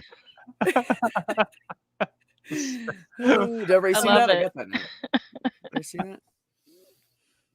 Humps and a bump. Oh my humps and a gosh. bump. I like the girls with the humps Spooky's and a trying bump. to trigger Oh, me. SPM, don't you dare. Moist humps, yes, Spooky. I like moist humps. I mean, who wants a dry hump? That's not fun. Somebody's doing something wrong if it's going on dry. I'm just saying. There's a Keep your product for opinion to that. yourself. I like tight pants on guys. You fucking old pervert. It's nature. Yeah, well, you know, I mean, it's fine. You know, honestly, I just think it depends on the shape of the body. Yeah, it depends. Like different people look good with tight clothes and different people don't. I'm also like And a honestly, I situational don't think person. skinny chicks should wear tight clothes because it makes me go, ooh, skeleton. Oh my god. Ugh. So skinny The chicks really- who you know, like the dress really, like really Billie skinny Eilish, chicks, like, and then it's Like, fine. and they wear the tight clothes and you're like, dude, you could drive a truck between those legs. There's just no meat there. It just You're doesn't not a do big anything fan for of me. the thigh gap. No, I like a little meat. I like some meat on a woman. It's true. I think I like regular size to curvy, but not like where Well, you're that's what I curvy, like mean. it's like a death sentence curvy. No. I mean, like, you know, has meat No, on them. we I'm not know talking we about, know like, that I'm not into big chicks. No. we know that It's a turn off Spackle's for me. favorite type of person are the ones that start mountains of drama on YouTube. Oh my god. Like Preferably Shanny for religious Christ. drama. Preferably Shanny for Christ. That's not necessarily true. So my Your favorite crush people is on the Shanny for internet. Christ. Oh my god. That's horrible. No, honestly, you know what it is? This is how the whole thing started, right? Shanny started talking shit about her, and then she was like, "Oh, bitch, no." And so then she replied, and then it's just been going. How long has it been See, going on? Shanny now, only Spackle? picks on you because she likes you. Oh yeah, she totally wants. She wants a little something right there. She wants some of that. She wants You some know, of that. I Spackle. do have a video of her flirting with me somewhere. She's like, "Holy Spackle," and then she's like, and she starts quoting the Doctor Who chick River, and she has a wig on, and like I'm supposed to like, ooh, that's so seductive because like I think River is attractive on Doctor Who. If you I don't mean, know who she that is. is, I don't even like know. Who like that she's is. hot stuff, but that does not translate to Shanny being River being hot. You I know, love I all can the agree with drama that. you I've insert yourself seen into. I've seen her, and I'm not impressed. No. I'm good. No, but no, like my type is not a Shanny. Thank goodness. No, I think I have some diverse types, but like definitely no Shannys, no Chantels, nothing. Describe Aw, so none of the fun people are ones that you like. You don't like any of the fun people. Any of the fun people. Sometimes the best way to peel a potato is to talk to it in a passionate yet furious manner. You know, And you know. I will agree with that, Kyle. I peel a potato a lot like that. Aunt Jera knows the curly-haired British doctor on ER. Yes, she's hot. And you know She who is else hot. is hot? Is Michelle Mitchell, who played the psychologist on ER, who also was on Lost. I think she's really hot, and she was in Gia, and she got the fuck Angelina Jolie. Oh, I know who you mean. Yeah, I think she's really hot. Yep. I don't know. Actually, honestly, the actresses that I think are the hottest are not white women. I'm diverse. I find a They're lot Indian of and women black attractive. women is what they are. Medium skinned and Indian. I like that. Oh yeah. Yeah.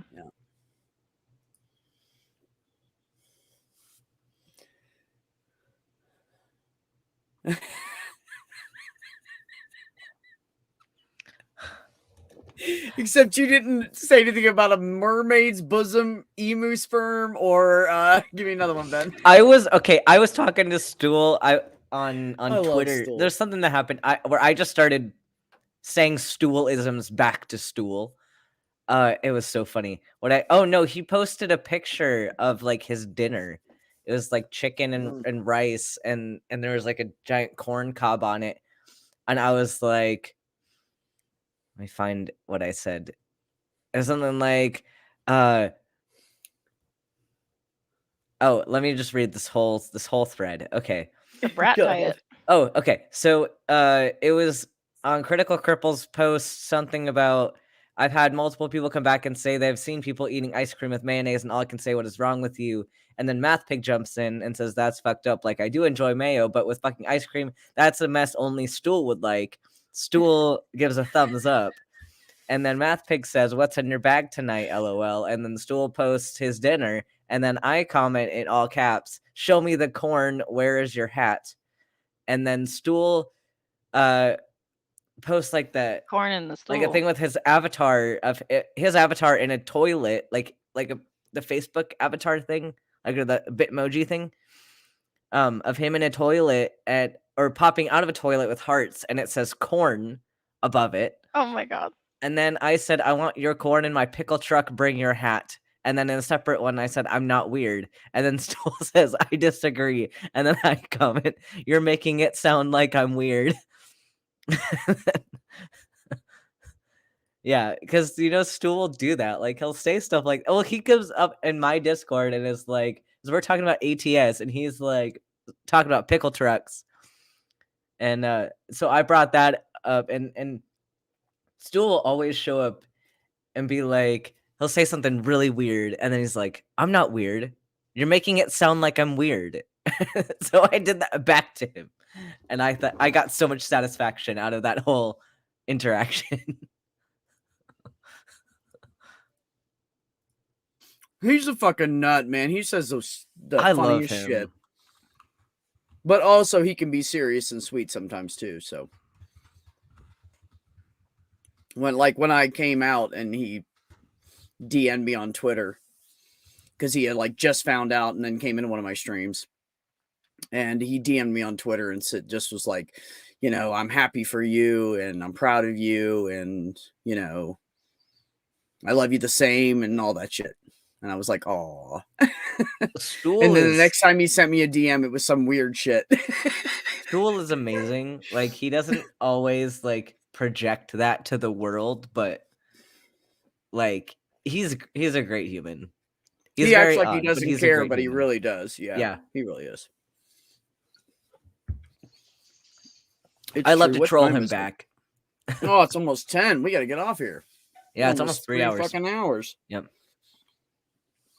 Well, I guess we can just round it off at an even 3, and we'll bullshit for a few more minutes. And Ben, why don't you show yourself, sir? Because you got shit going on everywhere. Yeah, it's been a busy I ain't month trying for to me. do that. So I have Medical Myths normally on Saturdays. It is on Friday this week because SR could not do Saturday. So it is going to be at 6 p.m. Central Time, so 7 p.m. Eastern Time. And then after that, we will be going over to my Twitch at the normal 9 p.m. Eastern Time for trivia. That's going to be like the after party. So for Medical Myths. So definitely go there. And then what I got going on next week? The 27th, I will be on Secular Sexuality. So go watch that. And then I think that's all the craziness I have for this month. It's been a long Plus month. whatever he ends up with here, which you never know. Oh, well, I'm Tonight's always a good on example. this. I'm always on this channel, so yeah, you can always find Ben here. That's true. yes. Holy Spackle, you got anything interesting? Nothing that I can think of that's coming down the pipeline that I'm involved in, but I would say my favorite sorts of people and conversations are actually you folks. Thank you.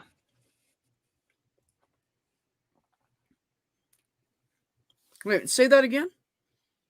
I said my favorite sorts of people and my interactions are actually you folks. Thank you. Aw, thanks, HS. I'm sorry. I will put a weed ADHD trivia question for Kyle. Sorry, but thank you. Ditto. We love having you on. I will put in a weed trivia question for Kyle and Ollie and Beck. Yes. Thanks, Kyle. Oh, I should What? probably ask this off air, but I do want to do like an episode at some point and connect to one of the doctors that I met on the YouTubes who actually studies cannabis. So if anybody's interested in joining, I think it would be interesting. That'd be fun. That might be fun, yeah. It'd be fun down the road when I'm not as busy. But yes. Agreed. Mac's just making wands over there. Mac ain't got nothing to show, do you, Mac? No, I don't. I'm good. It's just a pleasure to be here. Ollie's still here. Thank you, guys. He said something about pot. He popped back in. He's been here the whole Ollie. Yeah, it's like Ollie woke up with the weed talk. What do you think, Olive? You got anything to say? I don't know. I'm still trying to figure out what I want to stream. Most of my thoughts have been surrounding my plans for Deep Future and setting up a VTuber model, programming all the pieces, and nanites. Well, you lost me at programming. What are Anyway, nanites? Nanites are robots that are too small to see. Okay, is that like what they keep saying that they're going to inject into our bodies? Well, yeah, they're afraid of that, but like at this point in time, it is not possible for anybody to have solved all the problems with building them. Got it. yeah, they actually, Richard and I were actually discussing nanites and such, and they actually have this one guy has invented these that have like a needle kind of thing, and they only can attach to one kind of cell, and those are cancer cells. And so it will go into the body, get injected in, they'll attach to the cancer cell and inject shit right into it Oh, to nice. directly kill it. That's what Yeah. they're working on right now. Really fucking amazing. That can be done with mRNA and CRISPR. Maybe. I don't know that much about it. I believe you. Yes. Sure. Yes. That's gonna all I say a know is that confident they yes. were working on that. Yeah. So the way you guys So, feel yeah. about philosophy is kind of where I'm at here. I'm like, that's cool sounding. And that's all I can contribute. Yeah. I mean, I have little opinions here and there, but they're mostly just my opinions. It doesn't mean anything's a fact. And I just tell people, I don't know. This is what I think. Or I just shut up. So, that's right, Kyle. Work hard to make others smile and be safe. I like that. Well, everybody, I Yes. guess we're going to go ahead and kill this. We're at the 3-hour mark. Seems like a good time. Remember, everybody, take care of yourselves. Take care of one another. And have some peace in your life.